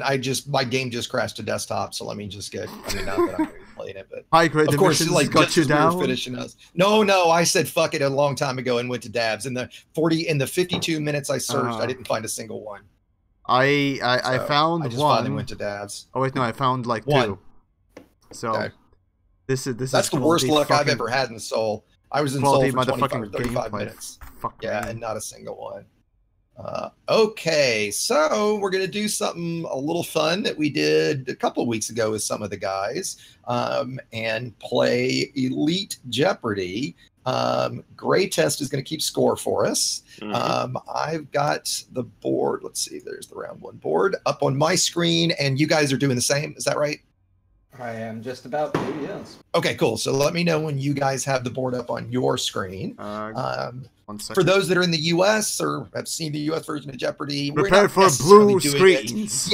Yeah, we're not necessarily doing it in full Boom. Jeopardy. They have to answer in the form of a question format. We're just doing basically trivia with Jeopardy style scoring. So that is whoever leads us off will pick a category and then a point value. To make it quick, if you guys just say a category, I'm going to assume the next point value, but you can jump around if you want. If you get it right, you get that number of points. If you get it wrong, you lose that many points. So the risk goes up as the rounds go through. I've got a final Jeopardy question for round 2. We did have, I want to say there were 2 questions maybe that are on here that the answers we determined later were incorrect. I now know what the correct answers are. So on those, even though the answers that might show on screen say something, we did determine that they were wrong. And the way we'll do the buzzing, the guys know where we're buzzing in Discord. It's basically whomever I see buzz in first gets it. I'll try to separate each with the little line. So we keep it Clear separate. hundreds. Clear 100. That'll do it too. Okay. Yes. There you Gotcha. go. Just clear 100. Yeah. Exclamation one. mark. Clear 100. There you go. Thank you. Let me get that on my clipboard. There you go. Perfect. That's great. There you go. Okay, great. All right, Okay, then. And since I think Obsidian has spoken the least today, I'm going to nominate him to pick our first category and question. So everybody can see the categories are bugs and features, feature timeline, hard points, defenses, and exploration. So Obsidian, where do you want to go? Just a couple of people asking here about if we were going to talk about board flipping. We did so already, didn't we? Oh my god, it's been such a fucking thing. We can beat that down. I mean, fine. I released a video on this today, for fuck's sake. I saw that. Let's beat the dead horse if we really want to. Or we can actually have fun and play something. The fuck do you want? I want some fucking fun. I'm going to choose bugs and features. Bugs and features. Okay, bugs and features for 100. And again, guys, I'm watching the pasted. So, No common picking. reason you're unable to dock. Common reason you're unable to dock. Wow. Nobody? Okay. Landing pad. All right. TheYamiks. Would that be incorrect orientation? That's a no. Nope, Fuck incorrect. me. Wait, I don't think that came through. Let's see. There we go. Nope, incorrect. Anybody else? DJ. Pad's taken. Pad is taken. That is correct. 100 Oh, points for DJ. come on! Remember, these are Oh. bugs and features. Bugs and features. Bugs Remember and- the category. DJ, to you, what category and question do you want? Let's take hard points. Hard points for 100. What weapons cause absolute damage? That was TheYamiks. Yes, that would be the plasma accelerators. Incomplete answer. Okay. Anyone else? DJ. The advanced plasma accelerators? Still incorrect. They're incomplete, I would say. Anyone else? And Greytest, you're getting the scores here, right? As we go I along. am. Okay, perfect. The correct answer is plasma accelerators and plasma chargers. The new Guardian weapons do absolute damage. Oh. So okay, well, fine, fair enough. Yeah, okay. We need to move. Weapons, I said. DJ, back to you. Okay. We'll go with defenses. Defenses for 100. What ship has the highest possible unengineered armor? DJ. Corvette. That is incorrect. Oh. What ship has? Okay. Has the highest unengineered possible armor. TheYamiks. Unengineered armor. That would be Anaconda. That is absolutely correct. The Anaconda. That was Just took 100 me a while. TheYamiks. Wait. Yep, So yep. which one we have actually already taken? Bugs So and we've features done 100. bugs, features, hard points, and defenses. All three of those for 100 we've gone through. Okay, So we haven't touched feature timeline or exploration yet. Rights and hard points. I see. Okay. Gotcha. Okay. Where do you want to go, TheYamiks? Okay. Let's go for 500 exploration, because Ooh, I'm going pretty right to the stupid. top. Right to the top. The first commander to discover Sagittarius A-star. What was mentioned today? I fucking forgot. DJ got it. Zulu Romeo. You've given it to Zulu DJ. Romeo is absolutely correct. When we How said many- that how many- earlier today, I was like, fuck. That was How many 500. points was that? 500. Yeah. When we said that earlier today, I thought, damn it, that's in the questions. Okay. DJ, where you want to go? Let's take Going on my- exploration for 300. Okay, and my guys, sorry, you guys tell me if that fixed the echo. Sorry about that, guys. Exploration for 300. Maximum super cruise speed possible. DJ. Oh, he's so 2005 C. That is incorrect for DJ. Oh. I saw Obsidian was next. 2001. 2001 is correct. That's 300 to Obsidian. All right. Fine. Where do you want to go, Obsidian? Bugs and features for 400. For 400. I'm jumping around a lot today. Okay. This phenomenon creates unique ship designs. Yamiks. I need to mention a specific type of happening, right? Yeah, I mean, you know, there's some okay. So flexibility. basically, two ships being, or rather, two ship models being spawned in one place. Absolutely correct. Yep, that's exactly what we were going for. Yep. Because I love my Beluga Conda. Yeah. Well, yeah, exactly. Right. All right, Yamiks, it's to you then. All right. Let's see. So my knowledge goes for the hard points, 500. Wow, I love that we're jumping all around. So 500. How long does a torpedo seek before exploding? I think somebody, DJ. Let's see, DJ. Minute? Minute is incorrect. That was 500, right? That was, yes, for 500. Mhm. Anyone else? Anyone else? All right. The answer is 3 minutes.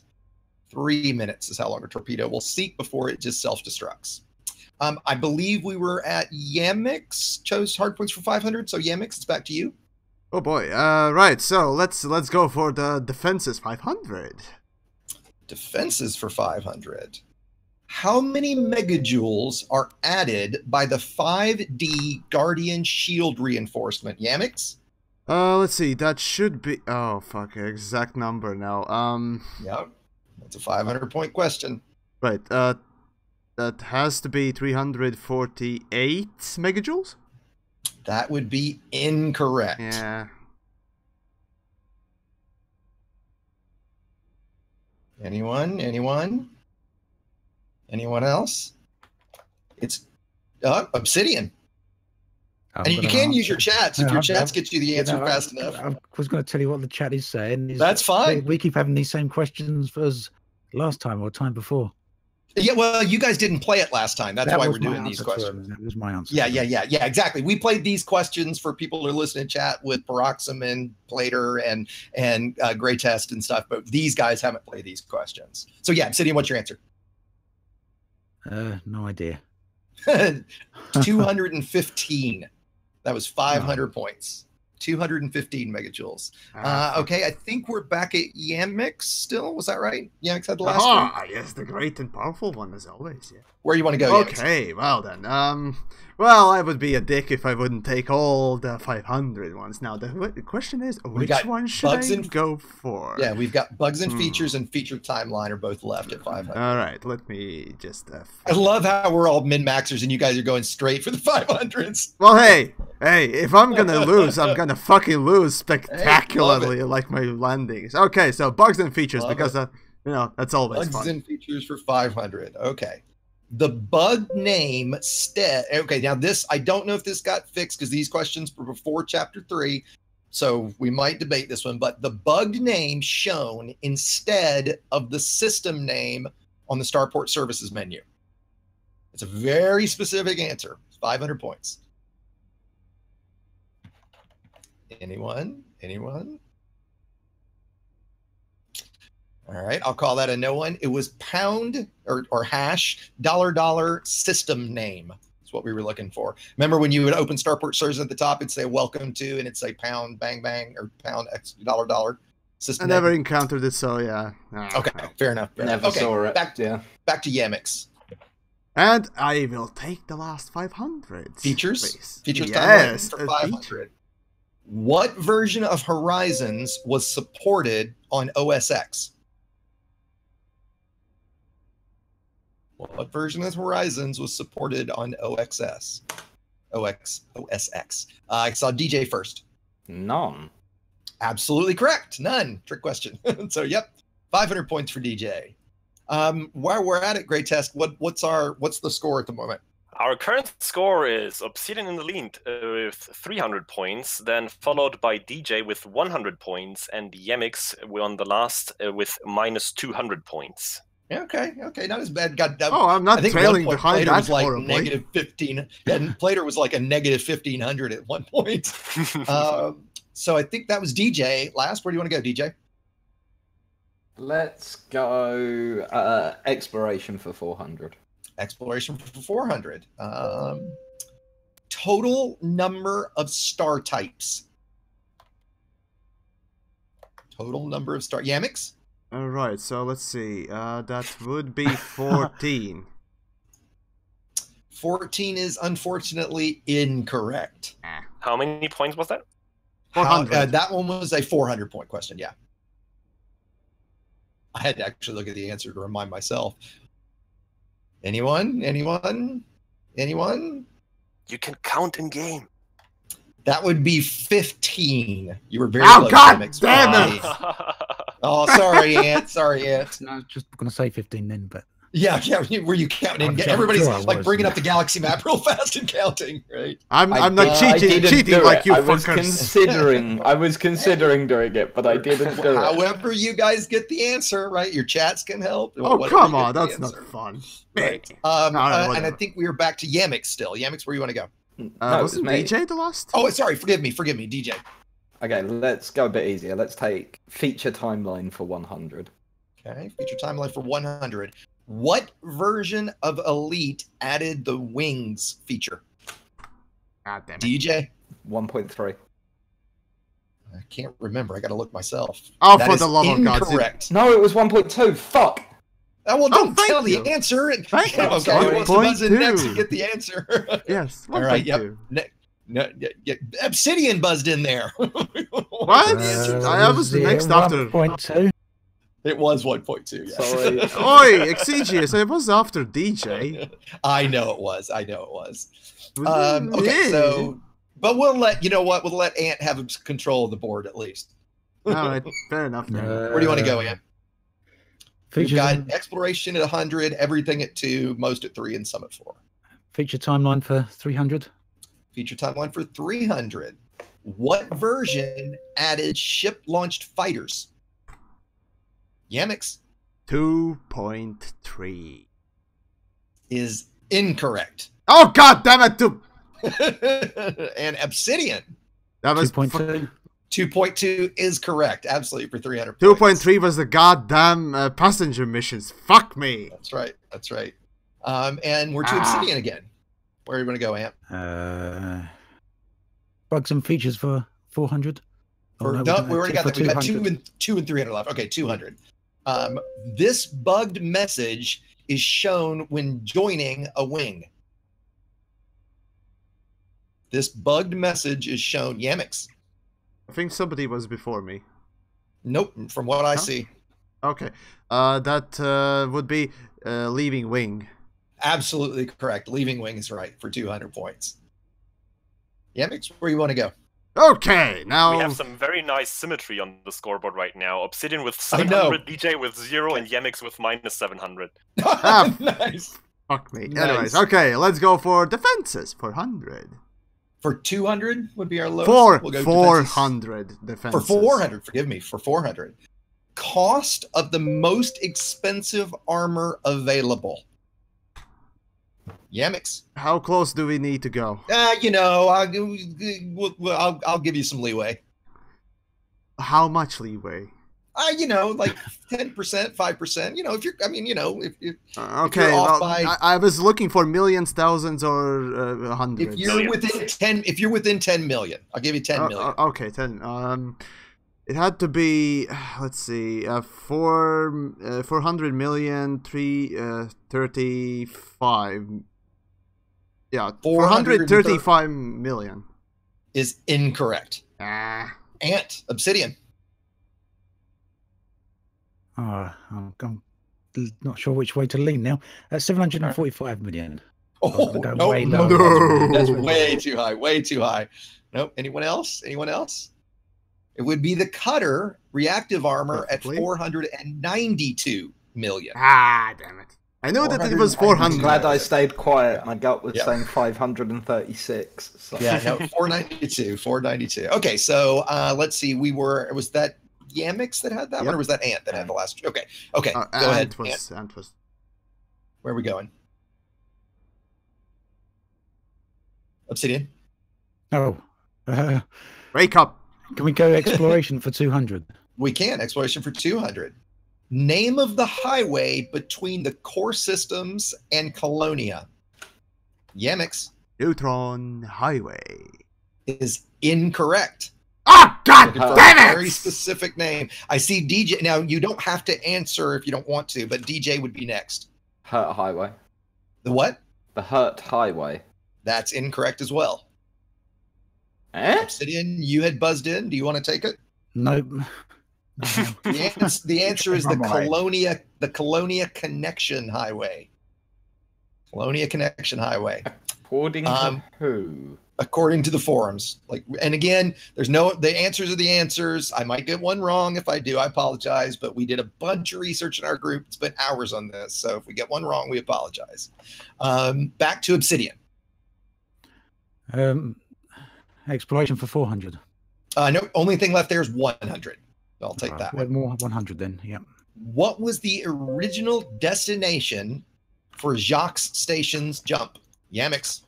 That would be Remember, the guys, Beagle have Point. Have it pasted in and ready to hit enter, right? And that is correct. It is Beagle Point. So 100 for Yamiks. So Yamiks, where are we going? We got exploration's closed Yeah, I out. see. We got a little bit. Right, Okay, so I'm okay, gonna go for the highest one. So 400 on hard points. Hard points for 400. What weapon has the highest jitter?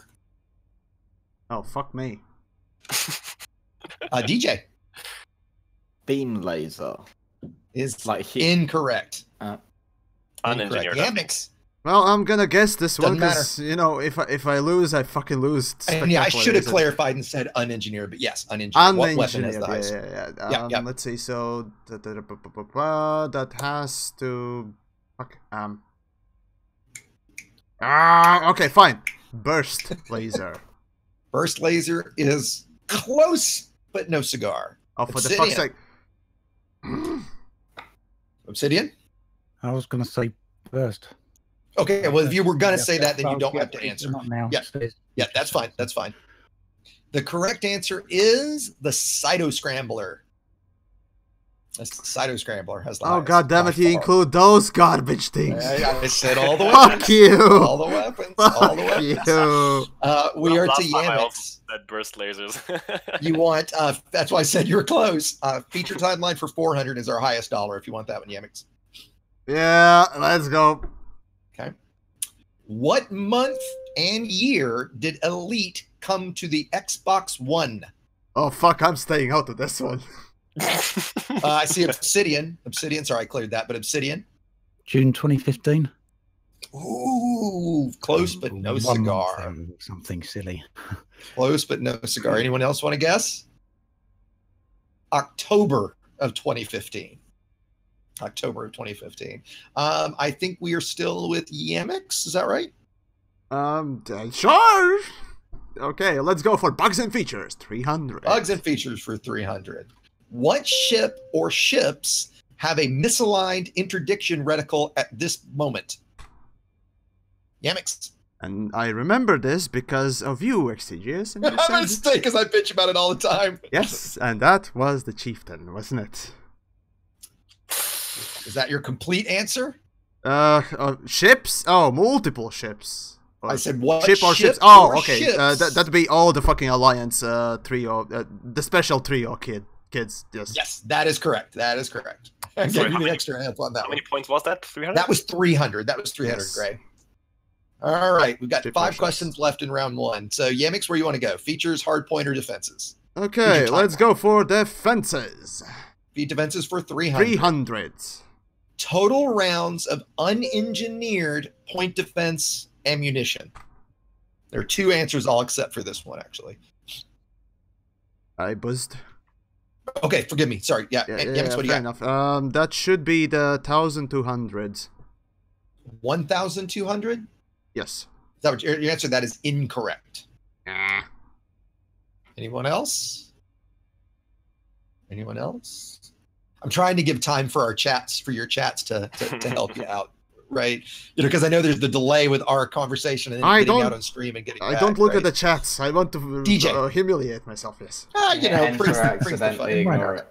Okay, that was accidental. Okay, Yeah, no problem. I The hit answer enter is accidentally. 10,000. You could say 10,012 because you get a full load and then you get 12 in Yeah. the clip, but 10,000 is what we're looking for. But you said Yamiks, ammo. you got- huh? ammo, exactly. We've got hard points for 300 and then 3 of them left at 200. All right, I'm I'm always going for the highest score, so let's Okay, humiliate gotcha. myself even further. So hard points 300. This kinetic weapon has no damage drop off when unengineered. This kinetic weapon has no damage drop off when unengineered.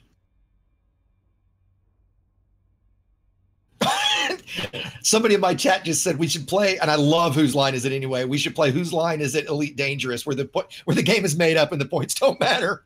Whose Line Is It Anyway? Oh, that would be fucking hysterical. We're not that good at comedians. God damn it, I have DJ. a couple of ideas. We're going cannons. We're going cannons. Cannons is correct. Cannons is correct. No damage drop off on cannons. Yep. Okay, we've got feature timeline, hard points, and defenses left, DJ, all at 200. Let's take features at 200. Features at 200. Feature timeline at 200. Oh, yeah. This rarely used feature was added in version 1.4. That's the only description. This rarely used feature was added in version 1.4. It was the major feature of version 1.4. Not 4. Oh, hello. Yamiks. Depends, of course, on the feature. Well, you probably could have written it dead, but okay, that would be CQC. CQC is absolutely correct. What we're looking for, absolutely CQC. I was thinking Yamiks. power play, but no, power play was 1.2. So right. Hard points and I don't defenses. think power play would qualify as rarely used. Yeah, that's true. In some circles, Right. That's why. Sadly, CQC is rarely used. Okay, Yamiks 200 for hard points or defenses. I want my hard on for the points. Hard points. How many damage types are there? Sorry, I missed who. I cleared it wrong. Who typed it first? Was that Yamiks I saw? Yep. Okay, that would be corrosive, kinetic, thermal, and corrosive, thermal, kinetic, and explosive. Oh, and absolute if you kind of count. Can we count absolute? Fuck it, fine. Let's go with absolute too. And is that? Count them for me. Corrosive, thermal, kinetic, explosive, absolute. That is correct. 5. That's exactly what we were going for. Yep. Okay. That was 200 points. And our last question, defenses at 200 points. How long does chaff, unengineered, and unchanged, how long does chaff scramble gimbals? Oh, fuck me. I'm not a PvP scrub. I don't know. Anyone? I see DJ and Obsidian typing. Anyone? 10 seconds. Thanks. Zach just commented on my stream. He said, I just tuned in. I don't know what I've tuned into, but I like it. Hey, We're playing Elite Creators Jeopardy, Zach. Wait, did I see a buzz there from DJ first? Yep. What's your answer? 10 seconds. Is incorrect. Oh. Obsidian, do you want to answer Obsidian? Yeah, I'll try 15. Incorrect. It's 20 seconds. Nah. It's 8 seconds for dispersal. If you use the dispersal experimental, it's 20 seconds for standard. Okay, so moving on to round 2, Greytest. Final question? No? No, that was the final question in round 1. We can, if we want to do maybe half of round 2, given time, it's up to you guys, right? We can do, you want to do just the 800 and thousands from round 2, or do we want to just keep going? It's up to you guys. We have 15 that took about. We got plenty of time to do the whole board. We have time to do the whole board. Well, we click on final questions down the bottom there, do we? Well, no. Skip that final question. We're going to use a different final question.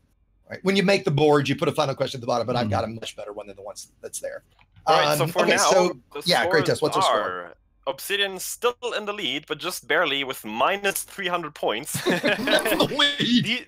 Yeah, that's the lead. DJ right after him with minus 500, and Yamiks did actually catch up a bit with minus 800 now. All right, there we go. All right, so our new categories: celestial bodies, engineers, lore, modules, and ships. And the point values have doubled.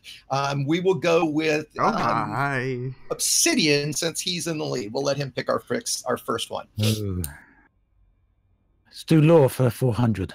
Lore for 400. The starter station from the original 84 version of Elite. Obsidian. Oh, crikey. I know this one. Damn it. Wait, Obsidian, are you answering, or are you giving up? I was going to say something else, but I'm going to say Lave now. Lave is correct. Absolutely. Damn you, 100 points. Chats. As well, then. Damn you, Lave Chats. is Don't correct. help him. Yeah.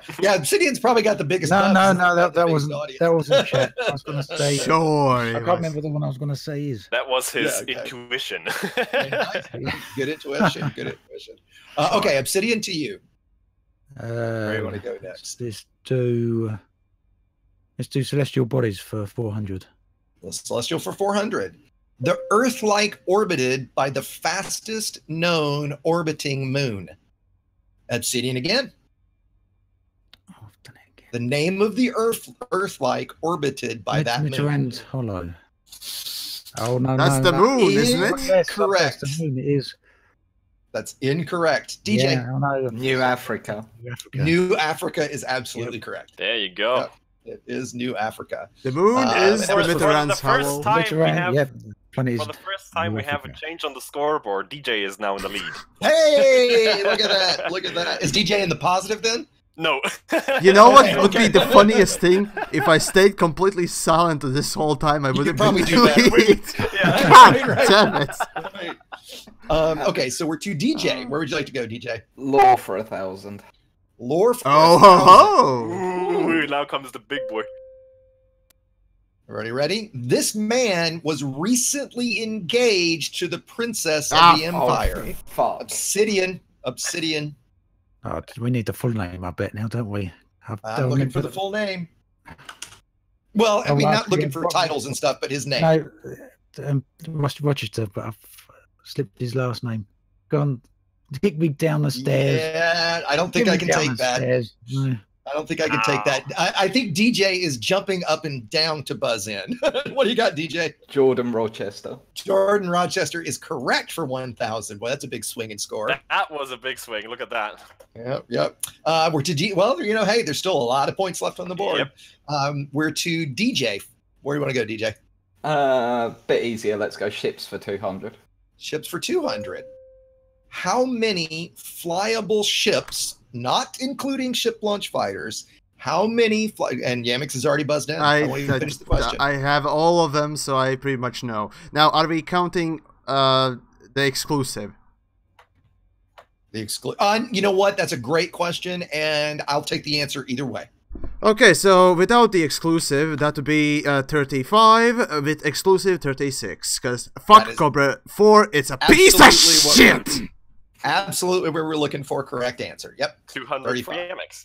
And in fact, wait, is that now the number, or with the Crusader? Because I did these questions before the Crusader launch. It is with it. 36 now? Yep, it's correct. It is with the. Yep. Yeah. Okay. 35 okay. currently is available for everyone. Yeah. Okay. Great. Yamiks, to you. Alright, so, well, since we're on the ship train, let's go with the ship fucking train, eh? 1,000 for ships. For 1,000. All right. What ship has the highest possible unengineered boost speed? Yamiks. What ship? Unengineered boost speed. Now, What ship has the highest possible unengineered boost speed? This is a fucking trick question. No, This it's not really. Because there are two ships. I have tested it. There are two ships. It's And Viper by the way, when I and let me Imperial clarify, Eagle.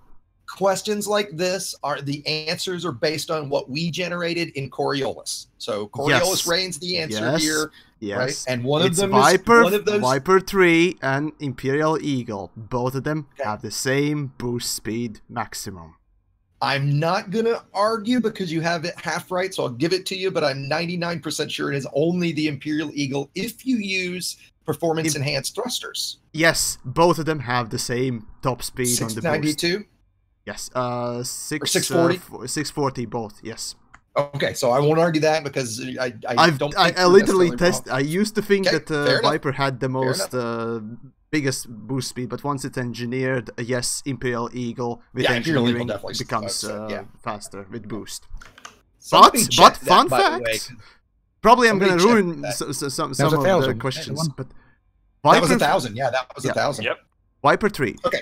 has Where are we the going? highest. Viper 3 has the highest non-boost speed. So if that question comes up, Highest think of me. cruising speed. Yes. Highest cruising speed. Yeah, gotcha. there you Okay, go. Yamiks, to you. Where do you want to go? Okay, 2 for 800 ships. Ships for 800. How many ships have at least one huge hard point? The Yamiks again. So that would be Anaconda. That would be Imperial of Qatar. That would be corvettes. Let's see. Huge, right? Oh, okay. So that's Correct. the Furtherlands. After that, let's see. Did the type? No. I'm thinking. You're No supposed type. to know the answer, No. not No. start No. It counting. didn't. Exactly. Yeah, you don't get to buzz. All in right, and fair then enough, walk fair out. enough, fair This enough. is, yeah. what's I'll your fucking answer? go with 5. 5 is incorrect It should have been 4. for 800. Anybody else? DJ. 4. 4 is correct. You had them all, Yeah. Yamik. You just kept going. Yeah, I was very uncertain about Type 10, but oh well. Yeah, no, Type 10's all larges. DJ is the Yeah. one. Is the only one that's got 4 larges. DJ, where do you want to go? So let's go engineers for 200. Engineers for 200. To meet this engineer, you must earn more than 15 bounty vouchers. Yamiks. Todd Blaster McQuinn. Todd the Blaster is correct for 200. Right. Remember, guys, have your puzz pasted into Discord, so all you have to do is hit enter. Right. Don't have to type. I did. Okay, just I making did sure. too. Just making sure. Okay. Yamiks. Yamiks, to you. Ships 300. Wait. Ships That's for 300? Or six. I- Oh, sorry, it's a typo. 600. Yeah, You're right. Sorry, Yeah, typo, 600. 600. There we go. Ships for 600. That's the answer. Approximate 300 is the distance. answer. Yeah. Approximate distance, and I'm looking for within 1,000. Approximate distance from Yamiks. That would be 65,000 light years. How close do we need to go for? That I said within 1,000. Yeah, I said within Okay, 1,000. 65. 65,300 is the rough number. 65,300. But yes, I will take that absolutely for 600. What was the question? And you know what? Actually, we realized last time, and I didn't fix it. That shouldn't have been in the ships category because it wasn't a ships question. The It's question was, exploration. what's the approximate distance between Seoul and Beagle Point? How the fuck did he know that? What? First of all, how did I know that? Well, I knew that one DJ, off the top of I my did head. I've been there. travel to Beagle No, Point. I don't mean how did you know that piece of information? How did you know that was the question? Did you let me? Yeah, you didn't let me finish, did you? No, he was nowhere Did near finished answering the question. I'm clicking So- along with you. We're getting No. time lag. So you're Yeah, It must be reading. a time lag. So you Yeah, click the don't read the question. question. Yeah, there you go. Don't read the questions until I. Gotcha. Fine. That's a good rule. Then take That's it a off. good Take point. it off. Take it off from No, me. no. I think it's fine. Oh We didn't come establish on! that rule. Bullshit. And you know what? Do this. Don't dock him, but don't give him the 600 points. Don't dock him 600, but don't give it to him. All right. We'll go back to Yamiks then. You want to go ships for 400? No, I fucking failed. So if I fucking fail, next one. There you go. Well, okay. It's you still have control Someone of the else. board, though. No, Okay, no. DJ. I give no the Ant. Let's give it to Obsidian. He hasn't chimed in much. Let's give it to do law for 600. Lore for 600. What does the acronym, and we debated this last time, we're going to go with the revised answer. What does the acronym INRA stand for? Oh fuck. DJ? Intergalactic Naval Research Arm. So close. That is incorrect, unfortunately. It's close, but it's incorrect. Obsidian. Well, I think DJ's right, but I'm going to say Interstellar. Interstellar. You don't have Galactic to answer. Research Arm. Oh, that is incorrect as well. Anyone I'm else? not answering this one. Fuck no. Sorry, how many points was that? Oh no. That was 600. The And correct I answer is the Intergalactic Naval Reserve Arm. And we actually debated it last time that it really should be intragalactic because we don't have more than one galaxy. So the technical answer says intra, but we agreed that it really should be inter because that's what all the lore says. But that doesn't make any sense. We only have one galaxy. Back to Obsidian. What was the one we just did? That was 600. lore for 600. We have 800 I wanna and make 200 sure left in lore. Open the right ones here. Yeah. Let's do law for 800. Lore for 800. Let's see how. The name Oh, of damn. Commander Jameson's grandson. Yamiks. Laurie Jameson. Lori would be incorrect. I don't That think is granddaughter. Lori is his Fuck! grandson. Oh wait, no. It's gonna. Fuck. Anyone else? Anyone else? This was a tough one. That would be, I have to look myself to remember. Peter Jameson is the grandson of Commander Jameson, Peter Jameson. Obsidian, we're back to you. We might as well do all the lore now. Close that lore at 200? Yeah, just do lore for 200. What commander killed Salome? DJ. Harry Potter. Harry Or Potter is Besieger. absolutely correct. Did you know? I would have taken either answer. I would have taken either. Yeah. Harry Potter. Okay, DJ, where you want to go? So that was the lore one. Yeah, is now lore's closed out. Yep, isn't lore's it? closed out. Yep. Okay, Yep. let's take celestial bodies for 1,000. Celestial bodies for 1,000. Oh my. This is the only permit locked body in the Soul system. Obsidian. Titan. Say that again. Titan. Titan is incorrect. Ah. I see that DJ is up next. DJ. The moon. The moon is incorrect. Oh. Yamiks. Which one of them? Mars? Oh, no. Mars is also incorrect. No, Well, it's you know Earth. that it should- Hold It's on. Earth. No, I said permit locked. No, it's it's Earth. one of the Locked. The it's one only of the moons answer with is the Oh, Triton, not Oh. Titan, but Oh, Triton. I said, You said Titan. That's why I said what, Obsidian? Like to, Yeah. to make sure you said it right. It's Triton, not Titan. I but think Triton. everybody just lost 1,000 points there. Yep, everybody just lost 1,000 points. Yep. Yay! Oh, I the probably scores should have after just. everyone. Is Yeah. anyone Who in will be back? positive? Yes, Who will you react are. to? Bring up it's the only one that's permit locked. You can't land on Soul to the moon or anything, but if you bring up the Soul Galaxy system map, it's the only one that is permit locked. So What's the it's a little score? red so thing around it. close. Okay, so we're what is the score, Greytest? We are at minus 2,900 with Obsidian in the last. Next up, Yamiks with minus 1,800, and DJ in the lead with 300 points. Wow, DJ's in the God positive. damn it. Wow. And DJ, the board is back to you, DJ. Okay, so let's take celestial bodies for 800. Celestial bodies for 800. Oh shit. This is the highest known mountain. Oh. The highest known mountain. It has a name. Oh, fuck me. Ooh, nobody, huh? Nobody. Oh, I Disappointing. see Yamiks typing. Nope. DJ, anybody? Oh, Anybody? I'm staying out. That would be Mount Neverest. It's 50 kilometers high. It's the one where the fuel rack guy jumped off of it into orbit. It's in Nervi, Nervi. And it is actually taller than It's Olympus Mons, amazing. isn't it? It's amazing. It is. Yeah, it's really impressive, actually. The view from it's incredible. Back to DJ. Rock Red Mecca.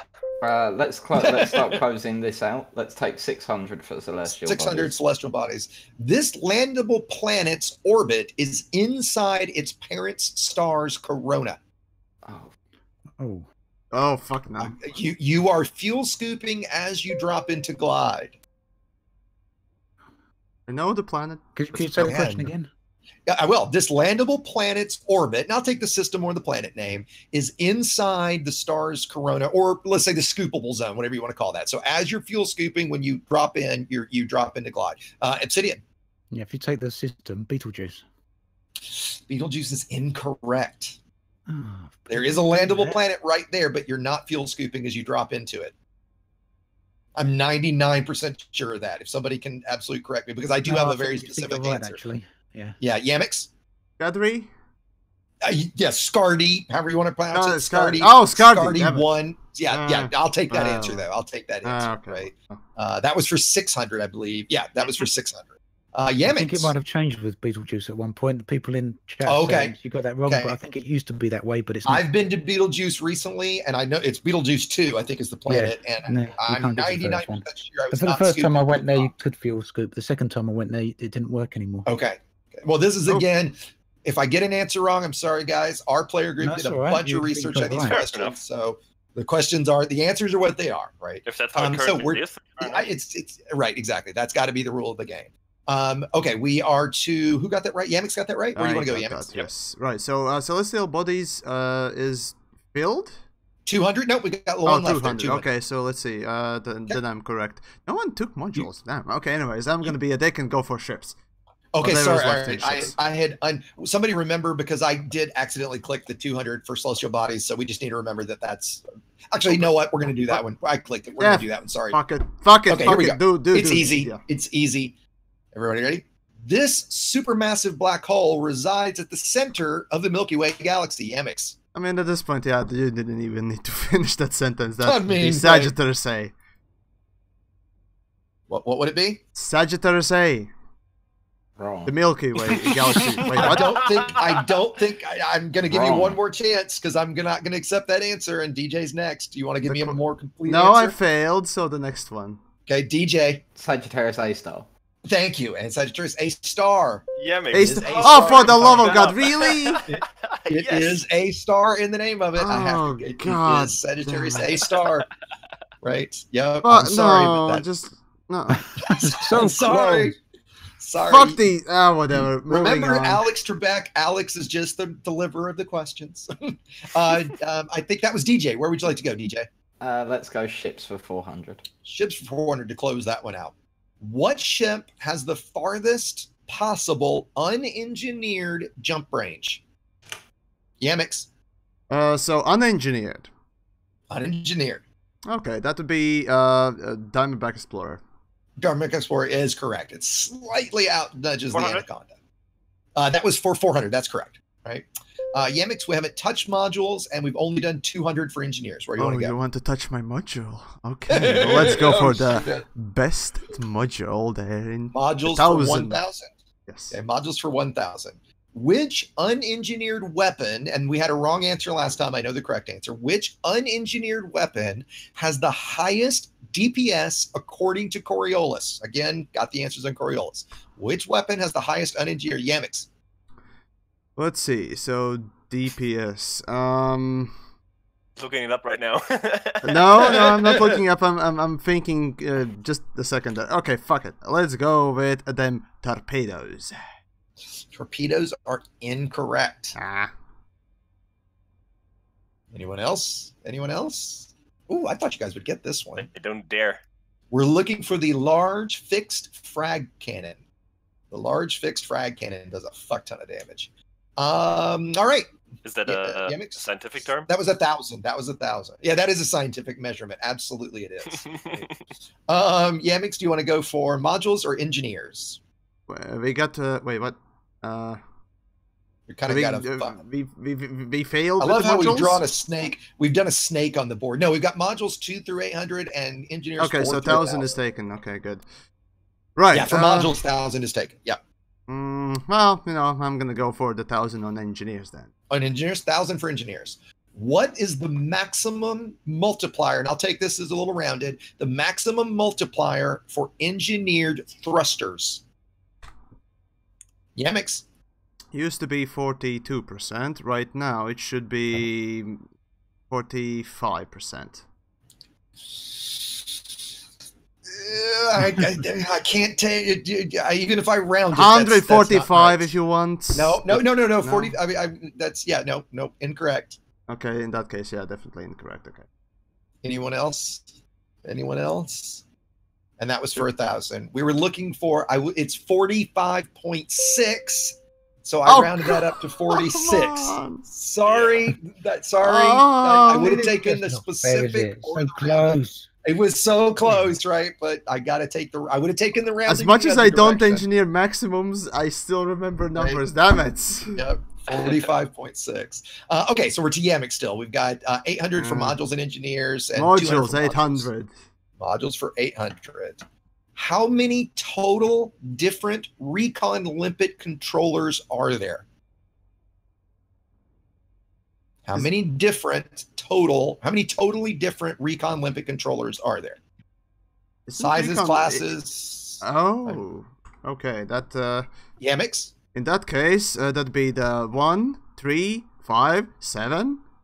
Yeah, I'd say 7. That's about it. So 4. So wait, the answer you're saying is 4. The number 4. Yes. Correct. Because they only come in E class. That is correct. So that was for They also come in odd. Oh, that I remember. Right, run So- 3, 5, and 7. That's right. Those That was points go to modules. Yamiks. Can I just say that my external camera just glitched out on my stream? My ship just buggered off into the distance. I was following it in the external camera, just that follow cam, and It just suddenly flew away. it disconnected. I don't know what's going on. Now I think it's stuck again now, but at a much no, further basically distance. what happened, you probably detached it pressed, from the camera. yeah, detached it, so... Yeah. Yeah. No, I detached it beforehand. If you detach it, you know, it stays in place until it hits that boundary, and then it gets dragged with the ship. And that's what I did all the time. But just then, out of nothing, it got even further away, like a lot further. Okay. I'll have to add that to the is- bugs and features That category. is not zoomed out right now. What you What? see in my stream, that is almost fully zoomed in fact. Oh, that's great. What's the distance it reads? Let me show if I can bring up the HUD. It doesn't tell you any. Oh, 3,000 meters it says in the top right corner. That's the maximum range Yeah, that's normally, max. so... Yeah. You just But- simply detached it, sorry. No, Okay. but that's what I always did before. Well, maybe it zoomed out. Yeah, that might be possible. It zoomed out for sure. Alright, so we took Back to the Jeopardy. modules 800, right? Yep. And so, Okay, so- you've got engineers 800, and Yep, then gotcha. yeah. So Yamiks, where do you want to go? Let's go for engineers 800. At 800. Which 2 engineers are unlocked? And fuck, this might have changed with the chapter 3, so this is a pre-chapter 3 question. Yeah. Which 2 engineers are unlocked at the end of the Elvira Martuk tree? Oh, fuck me. And again, this is going to be a pre-chapter 3 because I've not looked up the answer since then. Anyone?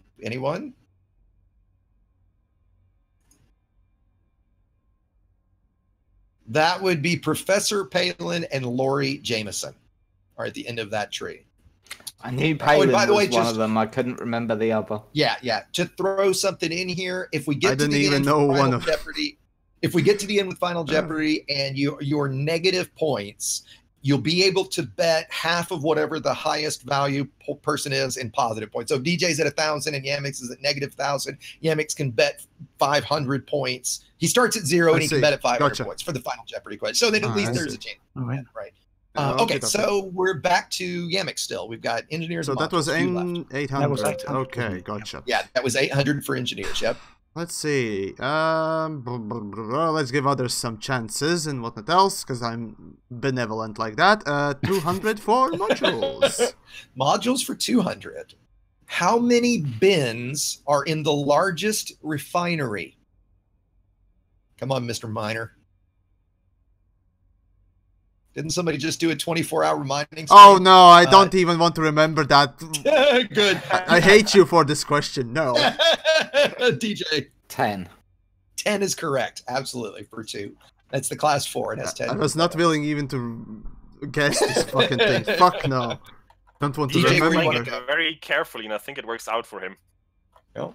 I love how symmetrical we've been with the board the whole time, by the way. Like I'm looking at it, we're symmetrical once again. It's great. Is 800 on modules done? Nope, we've only got 600 and 400 for engineers and modules. Okay, cool. So- Yeah, I thought so. I just didn't want to click Yeah. it if I'm Yeah, keeping up after the question goes so that my... right, I'll take 400 for modules. 400 for modules. What is the spin-up time for the huge multi-cannon? No. Spin-up time on the huge multi-cannon. Ooh, really? Really? Really? Yamiks Half a second. is incorrect. God damn it. Anyone Must else? be 0.1 or something like that. Obsidian. I'm gonna go with none. None is correct. Absolutely. There is no spin-up time on the Yeah. huge multi-cannon. It doesn't spin. Oh, It has four fuck. Someone in my barrels. chat just said that, Does and I not thought, spin. as you said, Nicely Obsidian, done, I was like, Obsidian. oh shit, Tom's right. Yep. Yep. Nicely done. That was for 400. Obsidian, where do you want to go? I think I've missed a few of the ones I should have clicked off. Have Okay, we done so all the yeah, we've You can only look got- at one yeah, yeah. screen if We've you got if need be. engineers. We've got engineers for 4 and 600, and modules for 600. That's all that's left. Let's do engineers for 4. Engineers for 400. This engineer's home base is called the Beach. Yamiks. The Sarge! The Sarge is correct. Yep, absolutely. The Sarge is correct for 400. All right, we've got engineers and modules both at 600. Okay, let's go for engineers. Engineers at 600. What blueprint will give the greatest thermal reduction for railguns? What blueprint? Yamiks? Okay, so do we need to name also the experimental, or this is just a upgrade? Said blueprint. I said blueprint. Blueprint. Okay, in that case, that should be the lightweight, was it? Yeah, lightweight. Lightweight is incorrect. Really? Lightweight is Okay. incorrect. Yep. All right, Yep. fair enough. Obsidian. Fuck! Glad I didn't have my headphones up any louder there. Me too. Sturdy. Sturdy is correct. Wow. Of all the people, I did not think Obsidian would get that one. Nicely done. Help. Nicely. Hey, that's I okay. engineered this shit like a little while ago. Our last question. Yeah. So the experimentals for plasma, what is it? Plasma, Cascade, and Super Pen both give a 40% thermal reduction, but Sturdy gives 10% on its own. So yeah. The last question is modules for 600. What is the largest class? So we're looking for the number, the size here. The largest class frame shift drive interdictor. Fuck me. Largest class frame shift drive interdictor. Yamiks. Okay, well, do or die, I suppose. So let's go with a 5. Incorrect. Anybody else? DJ? 4. 4 is correct for 600. Yep, that was absolutely correct. Right. All right. So, Wow. Greytest, where are our scores? With that, we had a little switch there in the second before last question. Okay. Yamiks is now in the last place with minus Oh, there we go. 3,400 points, and Obsidian Minus is on him with minus how? 2,500 points, but DJ is still by far in the lead with 1,300 points. Okay, so the way we'll do this then is DJ can risk all his points. Yamik and Obsidian can risk, we'll call it, just make math easy, 700 points, which is roughly half what DJ has. Right? That way there's still some fun in the last question. So the way the last question will work, right? I'll ask the question. You guys will type your answers into Discord and hit enter when I say go. That way everybody's answers are locked in, and then we'll laugh at everybody's answers. All right, everybody ready? Oh, fuck me. Okay. Okay, ready. I will preface Type the into question because you always get type it into chat in Discord, right? Okay. So that then once I say you're all done and locked in, and then everybody hits enter at the same time. That way you And can. maybe also type next to it how many points you want to risk or That's set. true too. That's true too, right? Yep. So type that in. So we can work it In out. fact, actually, you have to type in your how much you're risking right now, and the category is tongue in cheek. So, That's the category. Oh, What- God. what Don't you tell me guys- it's going to be the 2.8%. So Yeah. DJ, for example, Yamiks is risking 700. If he gets it right, he would have 1,400. So you Yeah. would have to risk a minimum because you're at 1,350. Is that what I heard? 1,300. 1,300. So you would need to risk at least 101 to be the winner, right? And so And we didn't talk about what the winner is. The winner today will get a ship kit, or it's get a skin, because I've got some skins we can give away. They'll get a skin to give away to somebody in their audience. They can figure out how they give it away. That's how we'll do that. That'll be the prize for today. Okay. Okay, so YamiKs is risking his max. So Ant and DJ, type in how much you guys are going to risk, and go ahead and hit enter on that. And YamiKs is risking everything, and DJ's only risking 101. All right, so here we go with the last question. Again, the category is tongue-in-cheek. This mineral is mined in abundance in starter and community goal systems. Oh, This fuck. mineral is mined in, well, I had and it. DJ Okay, just fucked it up okay. already. Got it. Yeah, thank you, DJ. Yeah, I'm Everybody sorry. wait to type in your answer. I would have guessed it. automatically hit That's fine. enter. I know. I This admit I mineral- wouldn't have guessed it anyways. I wouldn't have got it anyway. Okay. Well, that's good. All right. So then, but I still want to see what you guys answer. So again, the question is: this mineral is mined in abundance in starter and CG systems. All right. If you guys have your answers locked in, I go ahead didn't and even start guessing, and yeah, I'm so sorry. sorry. I can't And unsee. DJ ruined it for everybody. Okay. Here's my answer. loses. Give me a sec. Here's my I do answer. actually have another Final Jeopardy. Oh, YamiKs might have to win this one.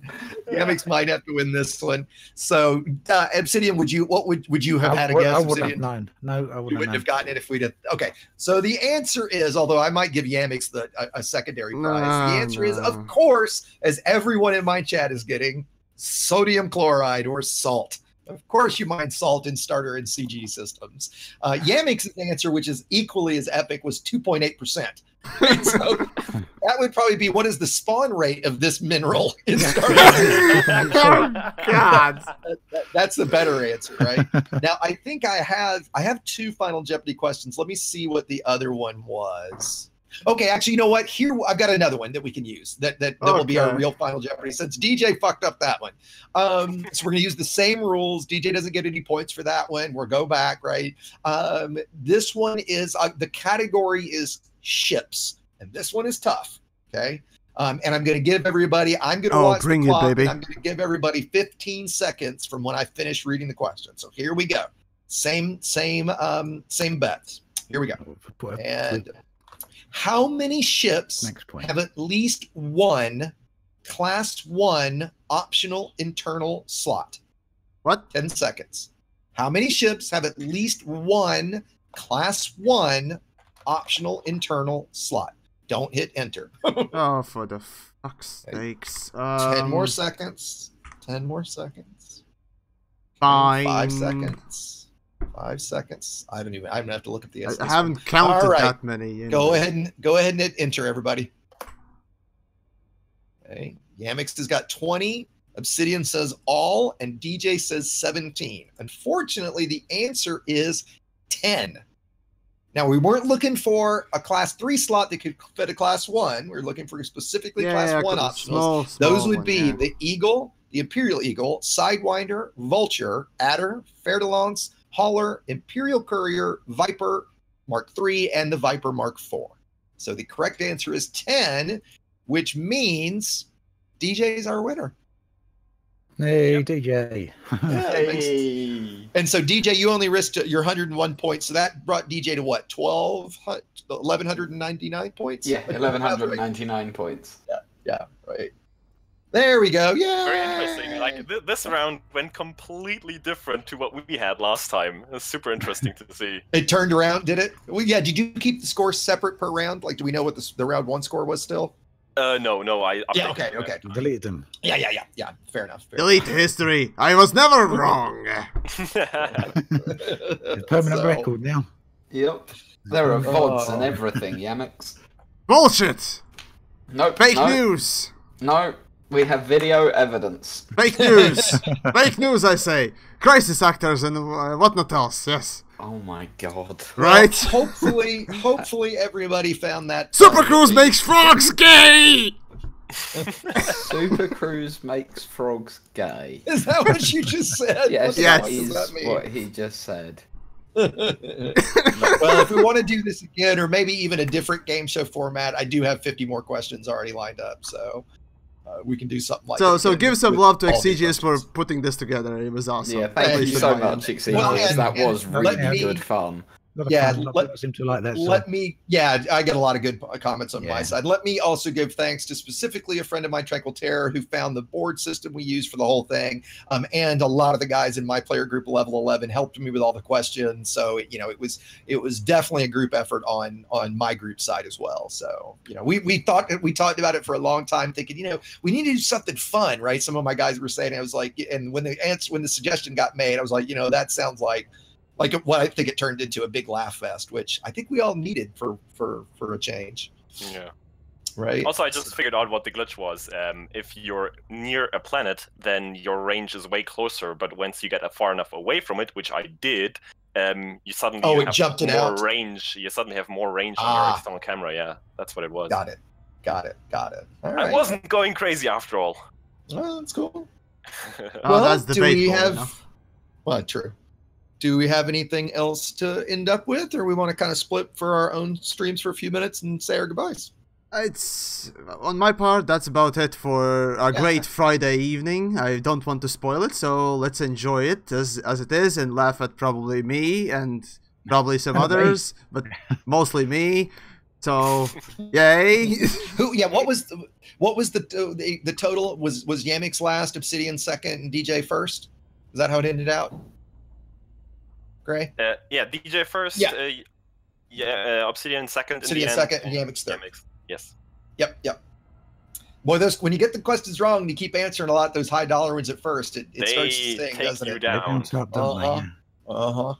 Right. We didn't have any Ken Jennings tonight, did we? If you guys know, that's the guy that won a year streak or his crazy longest streak in Jeopardy history. So, and next time if we do this again, I might make everybody answer in the form of a question like you're really supposed to do. But I hate that stupid format. It doesn't make sense. That's why I just figured question and answer was easiest, right? Stupid American. So logic. Exactly, man. Yeah, exactly. Logic, right. Backwards. So, all right, I think that's it. Let's wrap it up. That was a Thank you blast, very much, guys. That was great fun. It was great. And Absolutely. just the first time I think with yours on with us, Greytest this time. Yeah, It was first first time. time. Thanks Great So for to having me. summary up, who was maybe come here? back and we have you on more often. Yeah, Grey, me. Then we have Obsidian. Say something. Yeah. Say hi, Obsidian. Say something. Bye, bye. Your I'm voice- still there. I mean, everyone People knows. again. Okay, fair enough. Then YamiKs, Hey, yes. DJ, Bye. and our lovely Jeopardy host today, Exigeous. Exigeous Trebek. That's my name for the There day. you go. And Thanks everybody. And like normal, I know I'm going to stick around on my stream and jump in my Discord for just I'll a be few hanging around minutes for a if guys bit are as around. well. So, Yeah. Yeah, On I'm, my part, so I will still take be care, back, so guys. I'll see you all later. Bye, Later. Have guys. fun, everybody. bye. Later, guys. There we go, stupid degraded missions. Right, so, well, there we go, guys. Hopefully you enjoyed the thingamajig, and let me turn on, whoops, wrong buttons. Well, fuck it. Yeah, all the things are back on. So, first things first, I gotta say, if you guys enjoyed the whole thingamajig, do definitely go and say thanks to Exigeous for the game show thing. It was great fun. Yeah, well, hey, at least I knew some things, and I knew not a lot of things, and yeah. Well, what can I say? I suck. Oh, well, then again, yeah. Probably should have kept just silent and answered the things that I knew. Maybe I would have won. Anyways, guys, if you enjoyed the stream and all that stuff, of course, do join the Discord. My Discord, there's a link but down below, and of course do subscribe if you haven't, and follow on the Twitch side. All that helps. And in the end, of course, oh right, I got to say thanks to all the generous people who tipped and all that stuff during the stream. So also there we go, D King, thanks for for the gay Super Cruise frogs. Ah, thank you. Aside from that, let me just open the list. So first things first, Aaron Sneezes, thank you for your generosity for the mime squeaking and all that. After that, there's also Gasepi, indeed. Gaspi, sorry. Also Gaspi. There. It's hard to remember how to pronounce it properly, but thank you so much. After that, there we got Guerrero Marinero as well with the generosity there. Thank you. Once more, also Gaspi. Thank you. Jess Garcia as well, and Iamp. And finally, Mr. Alablaster. So thank you all for being generous during the stream, and let's see, is there anything else? Well, of course, if you want to support my work and so on and so forth, there's always Patreon, so do check it out, or other links in the description down below. And well, I highly doubt I'm gonna be seeing you tomorrow. I got to do some stuff, but other than that, I probably will see you next week for sure. And next week, if you want to tune in on the Creators Roundtable, I'm not promising the same sort of a setup where we have a game show on the second half, but we definitely will talk about something. We'll see what next Friday brings, if developers fuck up something or not, or maybe there's something positive to talk. Definitely we'll try to discuss things. Aside from that, enjoyed, and you want to watch all the other previous Creator Roundtables, feel free to take a look at the playlist for this very thing on my channel, and there should be all of them. Some of them are broken up because of PC issues, but oh, this is what it is. Anyways, if you enjoyed, enjoy your free Friday and what's left of it, and so on and so forth. I'm glad to see you watching, and yeah, that's about it. enjoy your evening. That's all I can really say. See ya next week. Because I highly doubt I'm going to be streaming this week anymore. There you go.